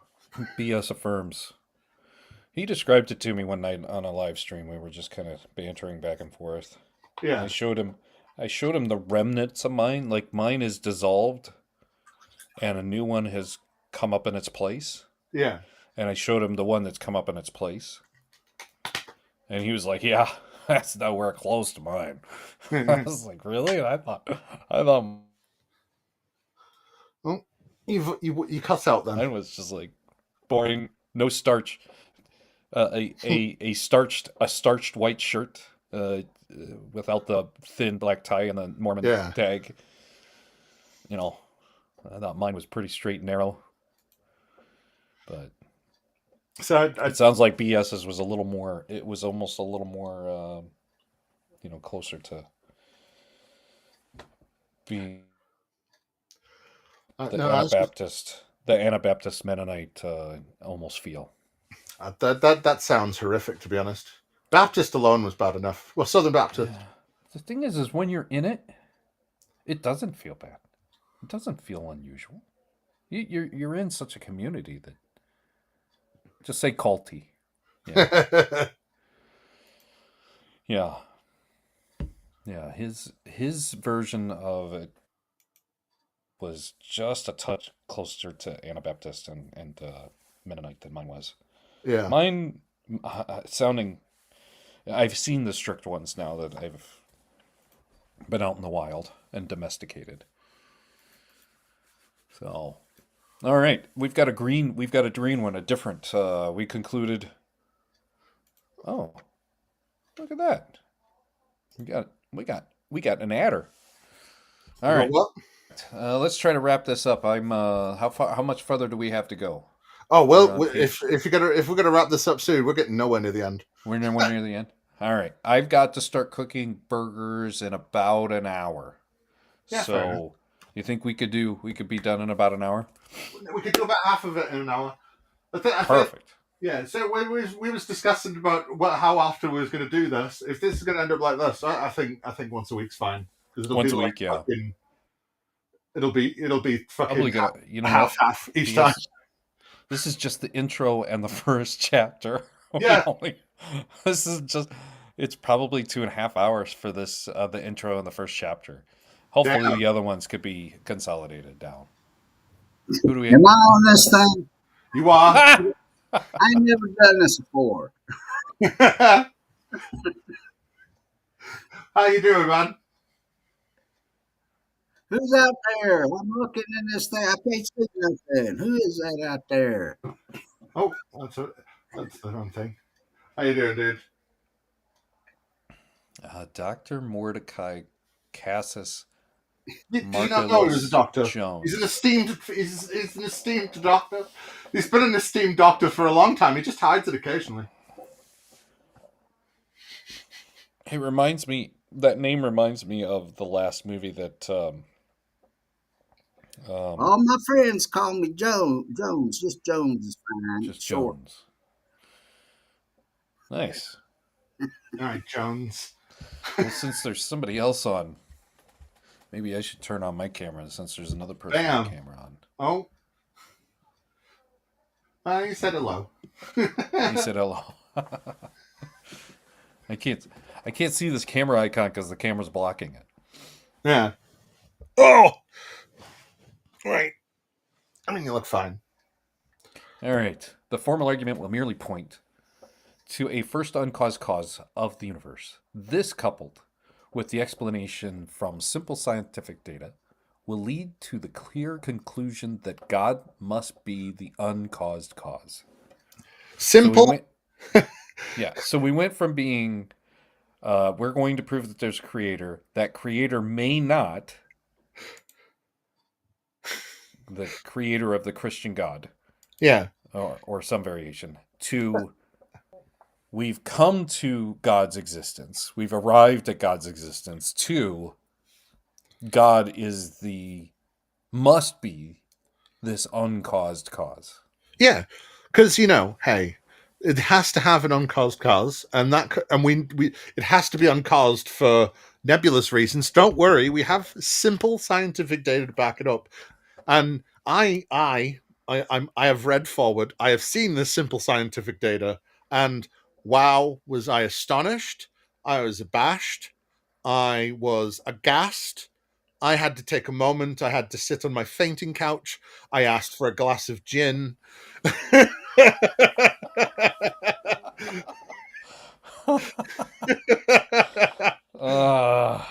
That's You know what I brilliant. mean? It's fucking wow. So the fact, but I just think again, it's just the further thing of we give you a simple pithy thing, and you do all the lifting, right? You have to think about what the implications are. It doesn't matter. Do you know what I mean? It's like we lead you to the water, you have to drink, and it's left somewhat nebulous because you can make up and fill in the gaps of what you like, and then you get to go, yeah, it's that. And it's almost like I sometimes feel like maybe not the cosmological argument so much, but some of the arguments for God is like cold reading for theism. Cold reading for theism. Perfect. Perfect. Hi, Ember. Hey, Amber. Yeah, How you doing, Luscious? yeah, a little bit of Braxton Hunter. I was doing a video, you see, and he was rather annoyed that people watch YouTube videos from atheists, and we don't get good Christian data from good Christian people. So I decided that I should read some of his book to see what the score was, and we've barely gotten into the cosmological argument because, boy, gee howdy. All right, we actually get to the argument now. We're an hour and a bit in. We're actually getting to the argument. The formal argument. The formal argument is often stated stated in the form of an Aristotelian. Aristotelian syllogism. Jesus Christ. Syllogisms like this are comprised of two premises. It's not even the actual argument, which lead to an undeniable conclusion. He gives an example. If Sunday, the library is closed. Today is Sunday, therefore the library is closed. If both premises one or two are true, then it follows necessarily the conclusion the library is closed also. Thus, if an issue must be taken with the argument, then critics must demonstrate the falsity of either premise one or premise two. And he gives examples because whatever, right? A bad syllogism is both you and I have a dog. So a good syllogism, let's start with a good syllogism, is we have a dog. That dog is a mammal, and all dogs are mammals. Okay? That syllogism follows. Yeah. But I also have Oh. So I have a dog and a cat. Dog and cats are mammals. Therefore, dog and cats are the same. Did I say that right? No. No, dog and cats. The second premise would be dog and cats are mammals, or dog and cats are the same. I did it wrong. Never mind. Okay. It's all right, dude. My apologies. I'm just gonna drink more beer. Yeah, that's all right. See, the thing is, right? I just love the fact that it's like, hey, I just give you 3 lines, and that's all I need to prove God, right? That's it. You need to prove to me that these are wrong. You don't need to actually disprove them, right? Because it's easy to disprove the premises. You know what I mean? Yeah. But he goes, yeah, it's all about disproving it to him, because otherwise he gets into the defenses of it and stuff. You know what I mean? Amber, I would just like to apologize in advance for my conclusion today. You'll probably see why, but it was said so perfectly that I couldn't say it better myself. So that's all right. Forgive me. Hey, don't worry about it. Careful consideration must be given to the premises of an argument. A good argument will be both formally and informally valid. In order for it to be formally valid, the argument must contain a conclusion that flows from the premises in accordance with the rules of logic. I always love this rules of logic bullshit. I so hate philosophy when it comes to like theism. It annoys me to no end, because all it does is just go, hey, I don't want to think properly. Why don't you think properly? Because I have learned the rules of a game that you don't understand, and the game isn't as. And I understand. I've been taught this game, and I'm gonna. It's like playing poker with someone for the first time. You know what I mean? And going, it's all right. I'm just gonna fucking clean the clock instead of instead of not being a dick. Do you know what I mean? I know. And That's a they perfect just analogy. go, hey, you don't understand this bit. I've explained it simply. You can't deny it because you don't know these things well enough.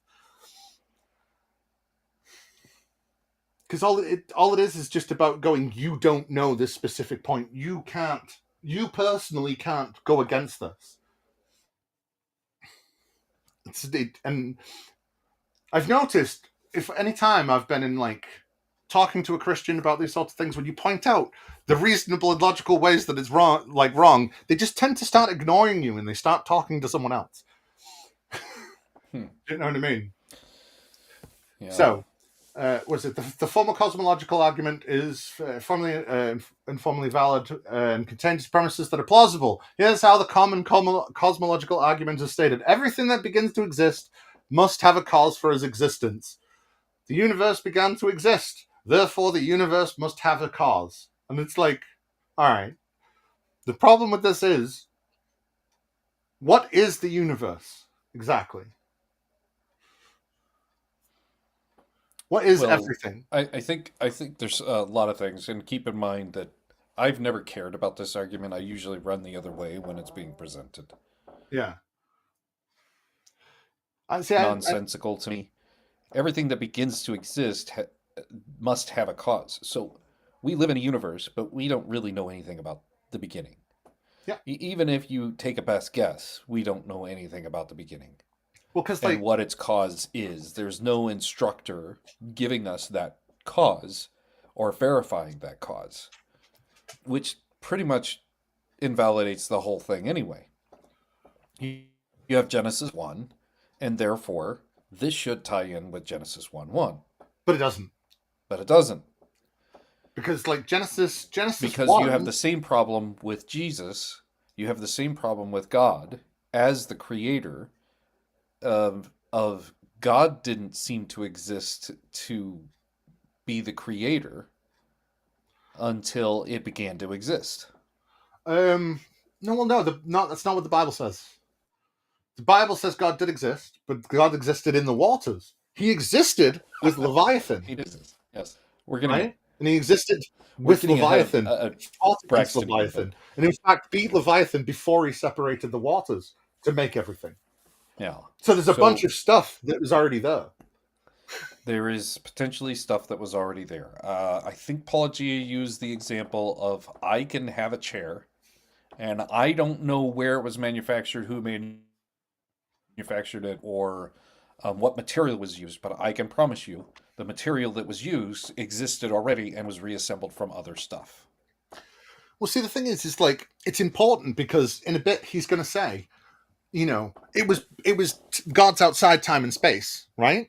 But yes. God does stuff outside in the waters, and it's talked about later on as well. It talks about how he fights Leviathan and subdues him and basically makes him his pet later on. You know what I mean? So it means that there has to be some kind of causality there. So time has to exist. And he's trying to say that everything started at the Big Bang, right? And the thing about that is we don't know that's for certain, because the only thing, math breaks down at the Big Bang, right? Math breaks down. That doesn't mean everything does. It's one of the things I dislike about quantum physics and theoretical physics. There's too much relating on math. We don't know all the variables. We don't know half of what things actually are. Then and he gets into the quantum factual as well. A little bit, yeah. Yeah. But it's gets into the it's like you have to say one of these premises is wrong, and it's like, all right, everything that begins to exist had a cause. Just like, well, no, what about quarks? Quarks just pop into existence and then make neutrons. Pop in and out of existence and basically make protons, neutrons, and shit. You know what I mean? And they're like, no, I don't know. No. I don't understand physics. Does physics happen? And you know what I mean? That's why the short answers is good, because having long scientific answers is hard for people to understand. That's half of why I think he's good. Oh, don't I know it sounds complicated. Don't worry about it. I'll make it easier for the layman. It's fine.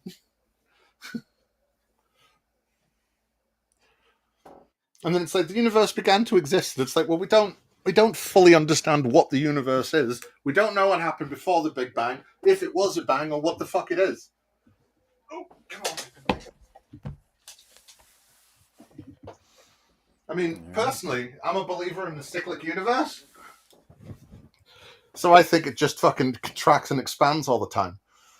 So that, like, it does go on forever, just not in a flat, static way. You know what I mean? Yeah.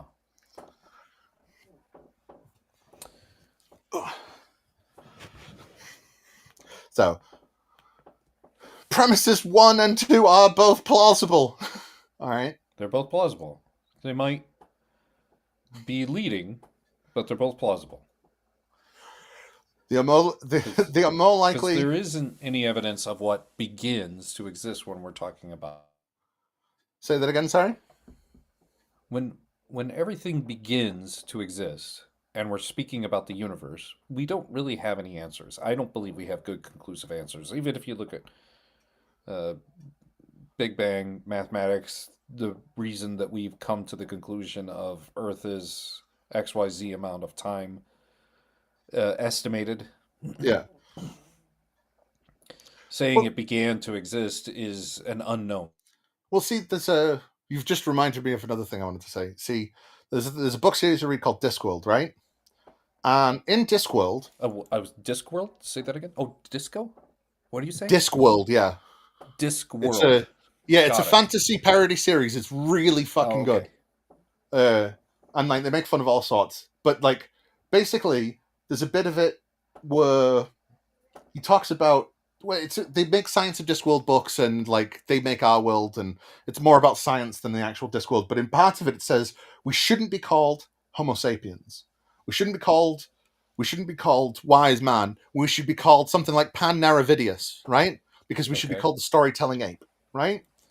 Because how we do everything is in stories, and how we really relay information is in stories, and because of that, it makes us have to have a beginning and a middle and an end to everything that might not necessarily have a beginning and a middle and an end, because we have to explain things in such a way. So because of that, we then put that beginning, middle, and an end thing on things that have like the universe and quarks and whatever, muons, buons, whatever. Do you know what I mean? Mm-hmm. So because of that, we're trying to make stories out of everything when there's not necessarily gonna actually be a story to everything.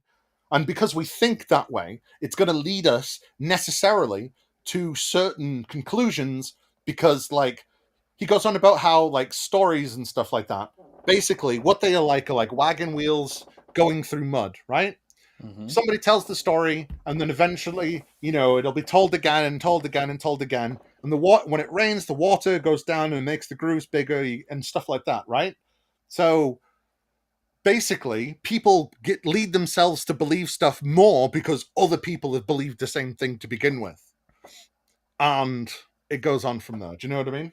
I think I know what you mean. That's a great analogy, especially somebody who's walked the Appalachian Trail and a horse path intersects with the Appalachian Trail, and you see the detriment and damage that horses do to the ground versus humans. Yeah. Well, I think it's more about. I'm more talking about how we drive on asphalt for a reason, folks. People want people need things to be done a certain way, and it could be about anything. Like this. Oh, God didn't begin to. It. Yes. I mean, we're about here's to my question to you. Excuse me, Top Joy. Top G. Does God have a mommy and a daddy? No. Because I have a mommy and a daddy. And if God doesn't have a mommy and a daddy, then God needs a creator. God needs a God. Take your choice. Well, I love how that you can't have that sort of thing until it's God, and then we can just assert it because it's okay. Yeah. It's a special pleading or an infinite regress, whichever one you choose. It's the best thing about all this, like proving the God wrong. I don't even need to use physics, yo. All we need to do is look at your Bible, the most original texts, all the myths at the time, and historical and archaeological evidence of the area, and we can show that most of the claims of what happened in the Bible up to a very certain point are 100% wrong. Yeah. Well, here's the thing. And When the I thing is look these of what people I know, it. That's why almost none of them are actual fundamentalists. Do you know what I mean? Because they don't actually believe half of what's in the Bible. They want to believe in Jesus and they want to believe in God, and the rest, well, hey, I make it up as I go along. Don't worry about it. It doesn't matter which bits that aren't in, like, the ascension, like the rapture isn't in the Bible. All this different shit that isn't in the Bible. You know what I mean? And they commonly, like, we got to forget that Jesus said, I'll be back in less than 30 years. It's been 2000, but he definitely didn't say 30. I could go on. We should carry on with the arguments. Yeah. Where were we at? The highlighted part? Or Where is it? It was possible. I think Yeah. we will interact with the examples of these challenges when we discuss objections to the argument later in the chapter. For now, notice the position into which this argument places readers. They now see that the universe must have a cause. I need to back off. My glasses just... I'm either too close or too far. Like, what is it? And now you see the universe must have a cause for its existence. Nevertheless, we have not narrowed our field of vision such that it is clear that cause must have been.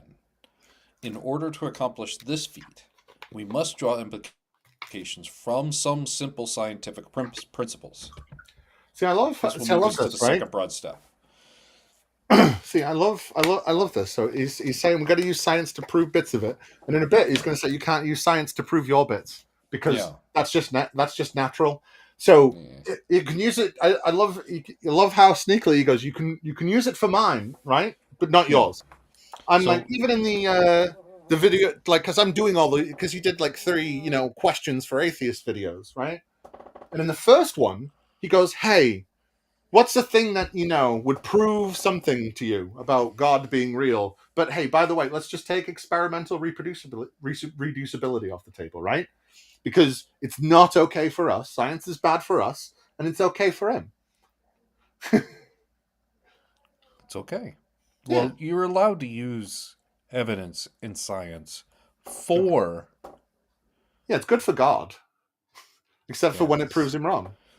That means you're a liberal scholar and you just want to say. Wow. I mean, I wish I was a liberal scholar. I mean, I'd be better than a liberal, but Thank you, BS. I am in denial. I think I got to pay the rent on my beer. Yeah. I'm not in denial about that. Yeah. And I think that Ember is why we lose, because we can't do that. Mm-hmm. They use our, needing to be right and know things and like be correct, and not even like in a pompous way. Just like we need to figure out things because it helps people. Knowing the correct answers helps people, and you could do better. You can create better solutions if you have more people in a more well-informed, nature of being. But we can't have that from these people. So you know what I mean. I lost my train of thought a little bit through that, sorry. Well, I can read this core moment, and hopefully I'll come back to you. This will move us to the second broad step of the case. Bam. All we're saying in this formal argument is that something or someone had to cause the world to come into existence. That's really it. The only reason for all the philosophical talk is that the argument is set up to handle objections. Dun, dun, dun. Dun, dun, dun. It knows how to handle its objections, and that's because you could just say that there's an unknown cause. It doesn't matter. It doesn't matter. I wish I could just say false things with 100% certainty and say they're irrefutable. There's nothing that you can do about it with a straight face and like people, yeah. That's why I want to make Atenism like a religion because I could do that for Attenborough. Here we see. Implications of the formal argument. To put it simply, if the universe has a cause for its existence, that it must be one of two general types of causes. Either it is a natural cause or a supernatural cause. Now, when the term supernatural is used here, I am only referring to a cause that is not natural. And I'm going to pick a fucking bone because I've been loving picking this bone. God has to be natural. I'm sick of hearing this shit about God being supernatural. God is... If God exists. If God is would be real... natural. And God made everything, and God runs through everything, and God is what is, and He is the prime mover that make everything moveth, and is what I am that I am, and all this stupid bullshit. He is the most natural thing. He's not supernatural. He's natural. I agree. Oh, couldn't agree more. Yeah, you can't be saying, hey, my God's supernatural, when the term supernatural is used in the terms of ghosts, ghouls, zombies, vampires, and Jared Paladaki and Jensen Ackles. Come on. So Top G just brought up a really good point. Let's discuss this amazing point. It's okay for God, but not for us. That's right. The atheist cannot come up with a grounding for the first cause. Why do we need to come up with a grounding for the first cause? Because my first cause in terms of stories is a parent. My parents are my first cause. And it is a replicatable system, knowledgeable, natural. What part of the first one needs accounted for in a cosmological, theological, and philosophical argument? See, my problem with all this is, so we go, hey, we have some hypotheses about, the quantum state and quantum fluctuations that might have happened at zero Planck time. Do you know what I mean? At the very beginning, right? And we go, hey, I would just like to point out Top G here. My first cause was a pixie farting universe. It was an unknown cause. Right. It doesn't matter.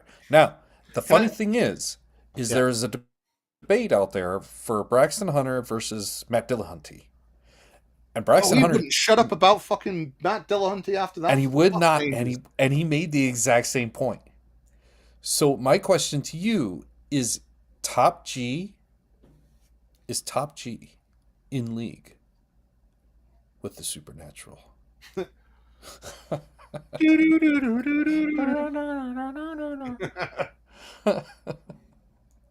See, but the thing is so what was I saying?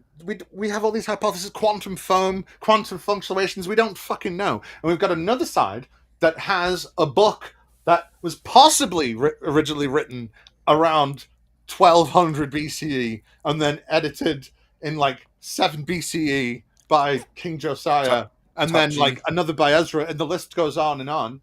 I said possibly. Let's take a look at this comment. Top G, by supernatural, God is beyond. I really need to finish my point of natural things. Say for the past 5 minutes, please. Right. But these people have a book that has been edited by people that lived in tents and with goats and slaughtered things on the daily for God, and they ignore all this stuff. They ignore their creation. They ignore all these things that are in the Bible. They go, hey, I know it's in our Bible, but we have to ignore it, but we totally know better, even though we're basically nicking your fucking ideas of the universe and just putting it on God and going, thanks for that. Cheers, yo. Mm-hmm. Cheers for coming up with these ideas. We'll put it on our God. I know it has nothing to do with what our holy book says. So let's look at Top G's last comment here. Yeah. It's a bit big, so I'm going to scroll. It'll take a second to scroll up. By supernatural, God is beyond the order of things. God is not contained within the category of the natural. And here's my question to you, Top G.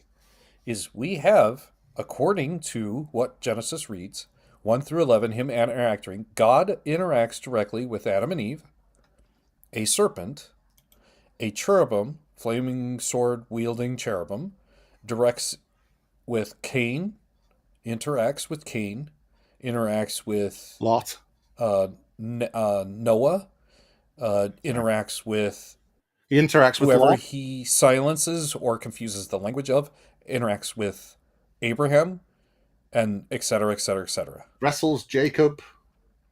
And you cannot state emphatically that Jesus is only supernatural because Jesus is interacting as a human the entirety of all the Gospels and Paul's writings, That's not except for true. the vision.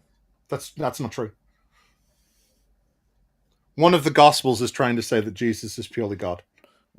John Yeah, where he actually just says, because he doesn't feel pain on the cross. There's a bunch of shit in that where he's saying he's basically just God. That's kind of the point of why there's 4 Gospels. I believe there's a couperet in there that makes Jesus just a human, but that's for another time Yeah. in the Gospel of John. Yeah, the Gospel of John's mental anyway. But yeah. Yeah. So yes, God your has point would be, I would cede your point that God has zero interaction with the as a supernatural with the natural, but that's not true. Yeah, There are examples where he is interacting with what would be considered natural. Top G, what flavor of Christian are you? Because because some people don't give a shit about Catholics, right? Doesn't the Pope talk directly to God because he's God's emissary on earth? Pass down laws like the Crimen Solicitates and stuff like that. Like, God interacts with people all the time, apparently. It depends who you talk to, I suppose. Some people go, God interacts with nothing. Or some people go, no, God talks to me personally and he does things for me. And then His other logo ones... here is referencing the Illuminati. Oh, the Illuminati. He might be a little cuckoo for Cocoa Puffs, folks. God doesn't interact the way finite beings do, rather than interfering within the system like an agent of the chain it causes. God sustains the whole system at every moment. Okay, well, I would like to see the evidence for that. I mean, the Kalam cosmological argument certainly tries to suggest that this creator made everything in the beginning, but I don't see that. Well, yeah, because if that God can interact in his perfect paradise in the Garden of Eden, then there's a moment in which but they don't think the Garden of Eden's real. Who's they? I mean, most Christians. Then that's one of those things I love about Christians. Like, hey, what's the first thing in the Bible you think is real? Like, do you think their story of creation's real? Do you think the second story of creation's real? Do you think the God of Eden was real? The list goes on. I have heard that thought experiment. How certain are you that Jesus is a God? How certain are you that Jesus is real? How certain are you that that the information contained within the Bible makes hell real? And how certain are you that heaven is real? Answer the questions. See, I want to start asking him what's the first bit they think is real and what evidence backs that up. Because I know which bit of the Bible I think is the first actual bit of historical things that actually happened, and it's much later than a lot of people would think. What do you think? I think because I think around the time of, oh my god, so there's a tunnel that they had to dig because they were being attacked, and they found the tunnel. It comes from the spring of Gihon underneath Jerusalem. I can't remember the fucking king. The fucking king. The king's name has gone out of my head immediately. They were being surrounded by someone, and they were being choked out for water. So they made a tunnel underneath to get out of Jerusalem, or some shit like that. And then they found it. It said they found the actual fucking tunnel. So that, I think it's in Kings. It might be a bit later. I don't remember that part of it. Oh my part of god. I'm just going to look Part it of up. Kings that I remember is lighting water-soaked wood on fire, Uh, and Elisha. So I keep all these bottles around. Hezekiah's tunnel. Hezekiah's tunnel. Yeah. I keep all these bottles around for the Elisha story about the filling the oil and selling it. I keep all these booze bottles around just in case. I pray to God, It's in Second Chronicles. and I get them filled Yeah. with Pappy Van Winkle Family at 23 so I can pay my bills. See, I want They're miraculously filled with a bottomless flask from the Indian head flask. There we go. Are we sure it's So- the tunnel? I'm sorry. Just say, are we sure it's the tunnel? I don't know if it is, Amber, but I think that this is where I can give them the benefit of the doubt. I think that's the best I can do. Although it does prove that inspiring philosophy is a fucking idiot, though, so that's cool. There's an inspiring philosophy video where he's talking about the Garden of Eden and where it is, right? It's part of his like biblical archaeology series. And he's like, I'm going to find where the Garden of Eden is because y'all don't understand what the words mean and it's all wrong. And he says that the Gihon is a fucking river that goes into Iran. And it's like, what? It's a spring in Jerusalem, you fucking idiot. It's in your own fucking book. You telling me you don't know that? Like, you can't. I hate him so much. Because, like, I started doing that series on him. I started reading his studies that he talks about. It's like, this man just looks at, like, the first three sentences of a study and goes, it says what I want. Be damned what the rest of it says. He uses a fucking... He has a study that talks about warfare and men, right? And that... Because there was, like, a big war, 7 to 10,000 years ago, killed most of the men on the planet, right?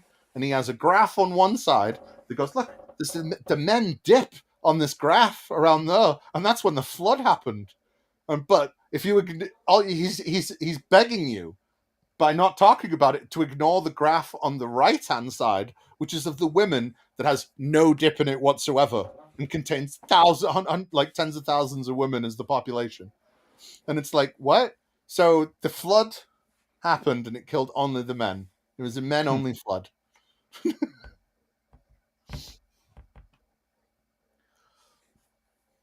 But also the flood happened. He also says the flood happened like 5 or 6 times in different places because it's just local coastal flooding. It's not like a worldwide flood. The Bible's lying about that.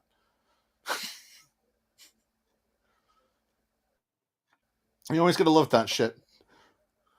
I love it. I've been swimming in raw sewage. I mean, I live in Britain. People have been swimming in raw sewage. They've been pumping raw sewage into our rivers hardcore for years now. No. We have pointed out a couple times that physics doesn't point to anything. It has ideas, but we don't have all the factors, so we couldn't possibly know. I just, everybody's going to believe in something, so I believe in David Attenborough and the cyclic universe theory. Yeah. BS has got a good point here. We remember at that time the physicists declared a Jewish war god as the prime mover. That was pretty cool. So what's the syllogism again? God, everything began to exist as a cause. The universe began to exist. Therefore, the universe has a cause. For its existence. Yeah. But so this is very important.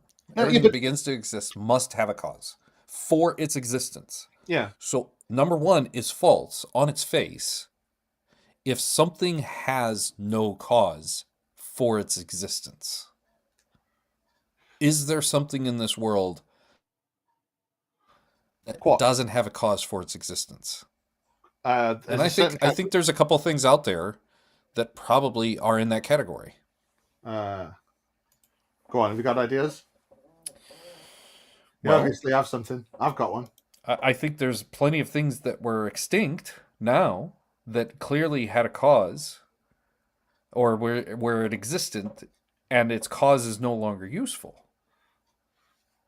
which would then also debunk it. So anything that begins to exist that has a cause for its existence. Oh, my mouse. Yeah. So anything that existed no longer exists. It had a cause for its existence, but it's no longer useful to us. So the natural path of things that come into existence, decline, and then exit from existence, does it still have a cause? Does it still have an existence once it no longer has an existence?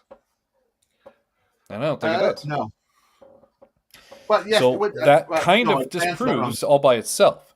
Now, there are plenty of things in this world that have an existence, but I don't know what their cause are. Just the same as our universe. I've never met them. They've never interacted with me. Their existence is nonsensical to me. Like, the cause is assumed, though, isn't it? Like, it just seems kind of obtuse. Like, we know what most things come from. You know what I mean? To be honest, he does address that a little bit later on, where he's like, it doesn't matter because it's all in the physical universe. I mean, we'll talk about it next time more in depth. But he basically says, like, it doesn't matter because everything's within the physical universe. And because it's within this physical universe, God was the first thing. Yeah. So, thank you, Ember. That sums it up nicely. Anything that ceases to exist must have an uncause. Yeah, but something that used to exist that no longer exists no longer has a cause for its existence, which means that it's an uncaused. So is there an uncaused mover? A last mover? Yeah, God. Yeah, God. So we should be able to provide the good evidence that if there is a beginning... I'd like to see proof of a beginning, to be honest. Everybody talks like there's a beginning. And there is an end. We have none of it. And there is a last mover, just the same as there's a first mover. And we can see that in action just the same. That's my 2 cents. See, this is part of my problem I have with philosophical arguments. All this stuff gets taken to such an extent that it doesn't need to. Oh, I know. Like half of It's it. brutal. It's so much of it is just like, no, I can think better than you, and I've learned the rules better, and it doesn't take into account so many factors because, well, I've said a short, pithy thing. It's like Robin said before in the chat. Like, it doesn't even mention God, right? And like another thing that comes from this is it says that like it doesn't say that God has to be a prime mover either. Do you know what I mean? All right. It says it goes back to have a cause for its existence. So it doesn't say that God can't have a creator either. That's something they tack on at the end. They've like already smuggled in God in trying to prove the syllogism true. They've already smuggled in God. The creator, though, which doesn't have a name, especially the name God. Well, it's like his cop out at the beginning, though. It doesn't matter. None of this points to his God. He says it very. Do you know what I mean? Yeah. It's Jesus that proves everything. All the other stuff is. Yes. It basically just says. I mean, it basically just amounts to. All this is just prick waving. You know what I mean? All the core things that he's talking about is just prick waving because they don't prove anything to him. They lead people to the fucking, to the fucking fountain to drink. Do you know what I mean? They don't. It doesn't provide any illumination. It doesn't provide any evidence. It doesn't provide any facts. And then he's going to go, hey, by the way, have you heard of Jesus? It's going to be Jesus, right? Because, like you say, this, like I was saying, it doesn't. Even this bit doesn't say God. It doesn't say a bunch of things that they put on it. But there's so many implications just because you're arguing with them specifically. And because you're arguing with them specifically, you have to just pretend that all this other stuff is attached. And I don't think enough people realize that fact. I do like BS's thought process. I think we should rename the Big Bang as Careless Whisper. And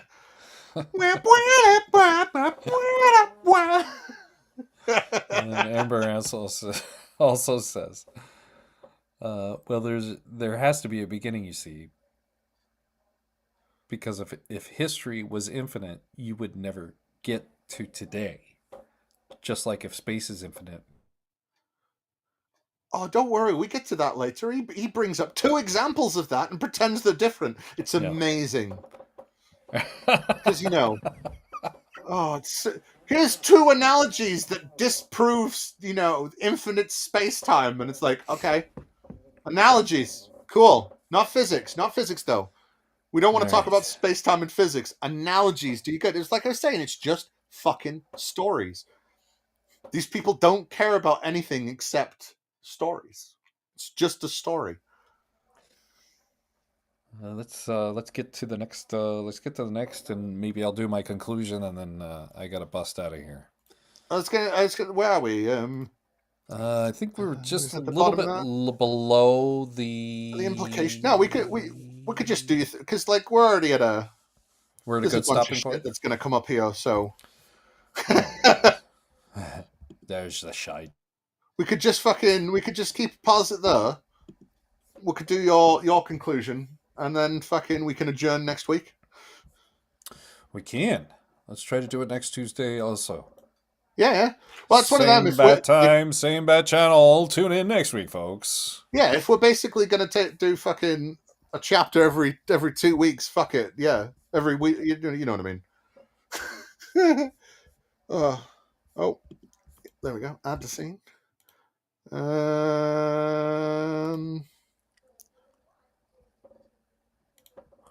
nope. I'm working on a bit of a project right now, and this is going to be some edited footage that I plan on using. And I thought it was appropriate here. That's when fine. I was a kid, what's that? Say that again. No, oh, sorry. I was talking to the dog. When I was a kid, I came across reading the Bible before I got baptized that something was wrong.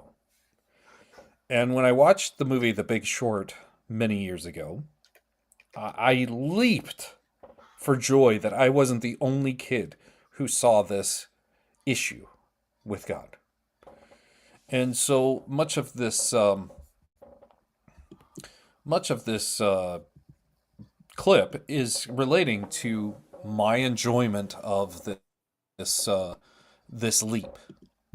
When he was a kid, he excelled at studying the Talmud in yeshiva. Whatever. But one day his rabbi told his mom why. Paul is a fine boy, and Mark is an excellent student of the Torah and the Talmud. Then what's the problem, Rabbi? It's the reason Mark is studying so hard. He's looking for inconsistencies in the Word of God. So has he found any? And the answer is yes. The answer is yes. It's so simple. There are inconsistencies in the Word of God. Even a kid can see. Even a kid. I was one of those kids who saw the inconsistencies, and I couldn't express it to adults. All I could say was, hey, something's wrong with God. And everybody would just kind of throw in whatever their opinion was. Later, for 50 So, later in the movie, we come across a moment in which Steve Carell here is playing a real person who saw the demise of our economy falling right before his very eyes and bet against the market as a result. So this is the speech that he gives, or in the movie he gives. Fraud and short-sighted thinking have never ever worked. When the hell did we forget all that? So, a story about fraud. It's a story about deception. It's not just the moments in our lives that revolve around religion or finances. It's everything. Everything in our world is touched and is essentially poisoned by the style of religion in which starts with deception. I believe those inconsistencies that this man saw when he was a kid, very similar to myself, who see this style of poison infiltrating everything about us, everything that is in our world,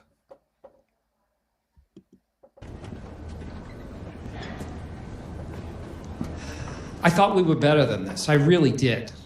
And the fact that we're not doesn't make me feel all right and superior. It makes me feel sad. Boom. So, the speech that he Yeah. Oh, you've cut out. talks about religion being important. You've cut out. Oh no.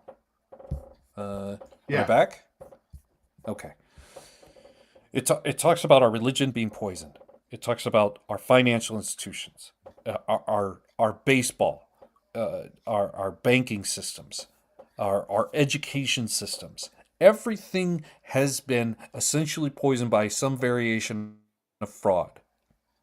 And so, knowing that Hollywood is, a storyteller and not actually factual, I wanted to fact check this.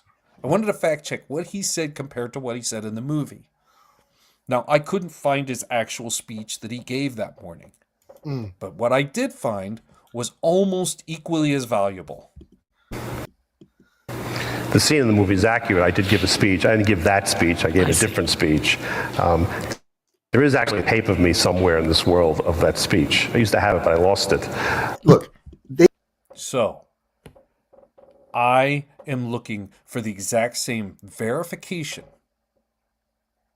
from God, from Jesus. It's it. That's the only thing I'm looking for.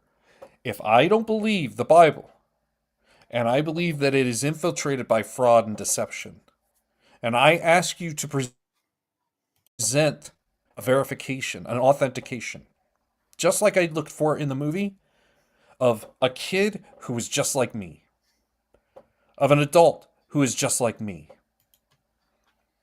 and a verification that is exactly what I'm looking for, when thousands and thousands of sermons and thousands of people who have thrust themselves into my face, pointing the finger, telling me I'm the one who's wicked, I'm the one who's wrong for asking such a verification. They don't like God. And now atheists are going, oh, no, that's not true. I have great... Well, at the judgment, that'll all be exposed and we're going to see. So they're just making up excuses. And you're going, oh, there's not enough evidence for Christianity. No, you are wicked and you don't want Christianity to be true. So that's the easiest explanation right keep there. an open mind, remember? You what? Braxton wants us to keep an open mind, remember? That's what he says in his prologue. That's correct. Yes. So, just to give you an idea, what the atheist is looking for is exactly the same thing that I was looking for in The Big Short. Let's see what he really said, and let's see what the art says. If it's not comparable, then it's not really good. And guess what? I found it. I found my Bigfoot. Now it's time for Braxton to find his. The belief that a God exists boils down to philosophical arguments. It boils down to this. They take a cigar. It's green. They take a cigar and they say, I can prove Jesus. I can prove God exists. Watch.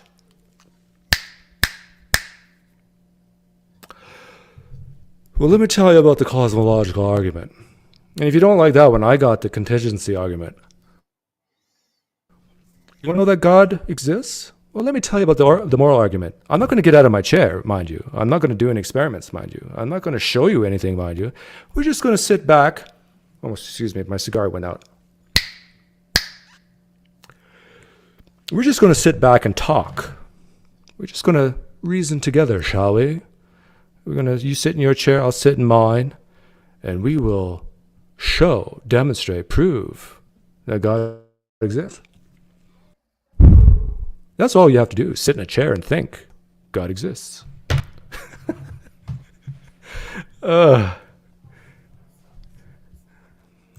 This is why a lot of people are starting to disbelieve. There you go.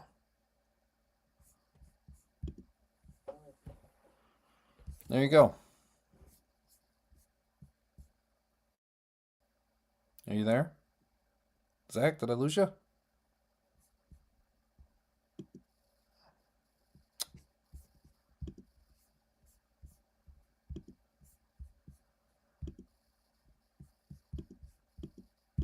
Shit, my mic was muted. Sorry. So, what was I saying? These people don't like the fact that we ask for evidence because we have lots of evidence for lots of things, and they have evidence for nothing. That's why they have to write dumb books like this and rely on stupid arguments, because they don't have a fucking shred of proof. We don't need to use arguments to prove oxygen or any of the periodic table. We don't need oxygen. We don't need arguments to prove what a star's made of. We don't need arguments for so much of this shit. It's ridiculous. Do you know what I mean? I know what you mean. And hopefully this is going out like, there we go. Nice. And like, they don't like that we say, hey, God should be able to do things, and it doesn't, because God does stuff in the Bible, and we've proved that actually no, that should be the case. So then they have to roll that back, and now God's the uncaused cause. You know what I mean? God's outside of everything, so actually no, he can't interact unless he's talking to me or answering my prayers or whatever. Do you know what I mean? That's why they fell back on evolution's not real. Even the fundamentalists had to go, okay, I guess there's a difference between micro and macro evolution. You know, we keep on getting so much fucking evidence for everything. They keep on having to backtrack on shit, and they don't like it. That's why they don't like when we keep on asking for proof, because they can't fucking provide it, and it embarrasses them. Because, like, that's why I like going, hey, let's get a pair of fucking bulls, right? I'll sacrifice one to fucking Baal. You sacrifice one to Yahweh, and then we'll both fucking pray. We'll see what's on fire, because that's what fucking God does in the Bible, right? So if God does it in the Bible, if it's good enough for the fucking Canaanites and the Israelites from north, if it's good enough for fucking them, it's good enough for us. Let's go to a high place and get it done. Yep. And like, that's my piece. That's to summarize what chapter 1, introduction in chapter 1 is Braxton just sitting on the sidelines writing us a little memo about cosmological argument and this philosophical talk and conversation instead of actually providing good, decent, quality evidence, and then yelling at me when I just say, I don't think you have any evidence. Like you haven't verified that God talked to Adam and Eve in the garden. Yeah, let's give you a little taste of some of the stupid shit he says. Like, because he just asserts so many things that just like, how do we know that the universe is fucking thingy? How do we know that the universe can't be like forever? Because, well, you know, does it need a cause? It clearly does. So it's just God.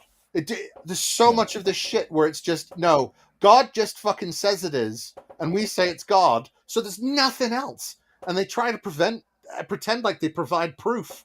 And like all they're doing is providing the smallest grain of what someone said, and then acting like, actually, do you know what? That means all these other things. Well, it's not what they're fucking talking about, because they don't understand what these people are actually saying, because none of them understand physics. It'll be fun. My dog's going cuckoo for Cocoa Puffs. So I think I'm going to depart here. Yeah, fair enough. We'll leave it here. Go cook some burgers. It's been fun, y'all. Like, subscribe, comment, go over to Jimmy's channel, go subscribe. You know, go over to Kentucky Atheists and do fundraisers on Saturday for the Ark Encounter. Go over his channel and do that. Do all the other things that I haven't remembered to say, because I'm shit at this. And it's been fun. So I'll see y'all later. Oh, yeah. Oh, yeah, do you have anything you want to plug, Jimmy? I forgot to say. Not yet. I'm working on a video. I hope it's out in the next week and a half to 2. It's still got a little ways to go, but it's coming along nicely. Good shit. I'm looking forward to it. He's cooking. When it comes out, it's going to be rocking. He's fucking cooking. This is the best video I've ever made, and hopefully the world loves it. Fucking good shit. We'll get everyone to watch it. Right. Yep. It's been fun, yo. See y'all later. I waved like people could see me. Oh yeah, I'm waving, but it's still on the core fact. Core facts. Yeah, core facts. Yeah. Cheers, bow tie blessed.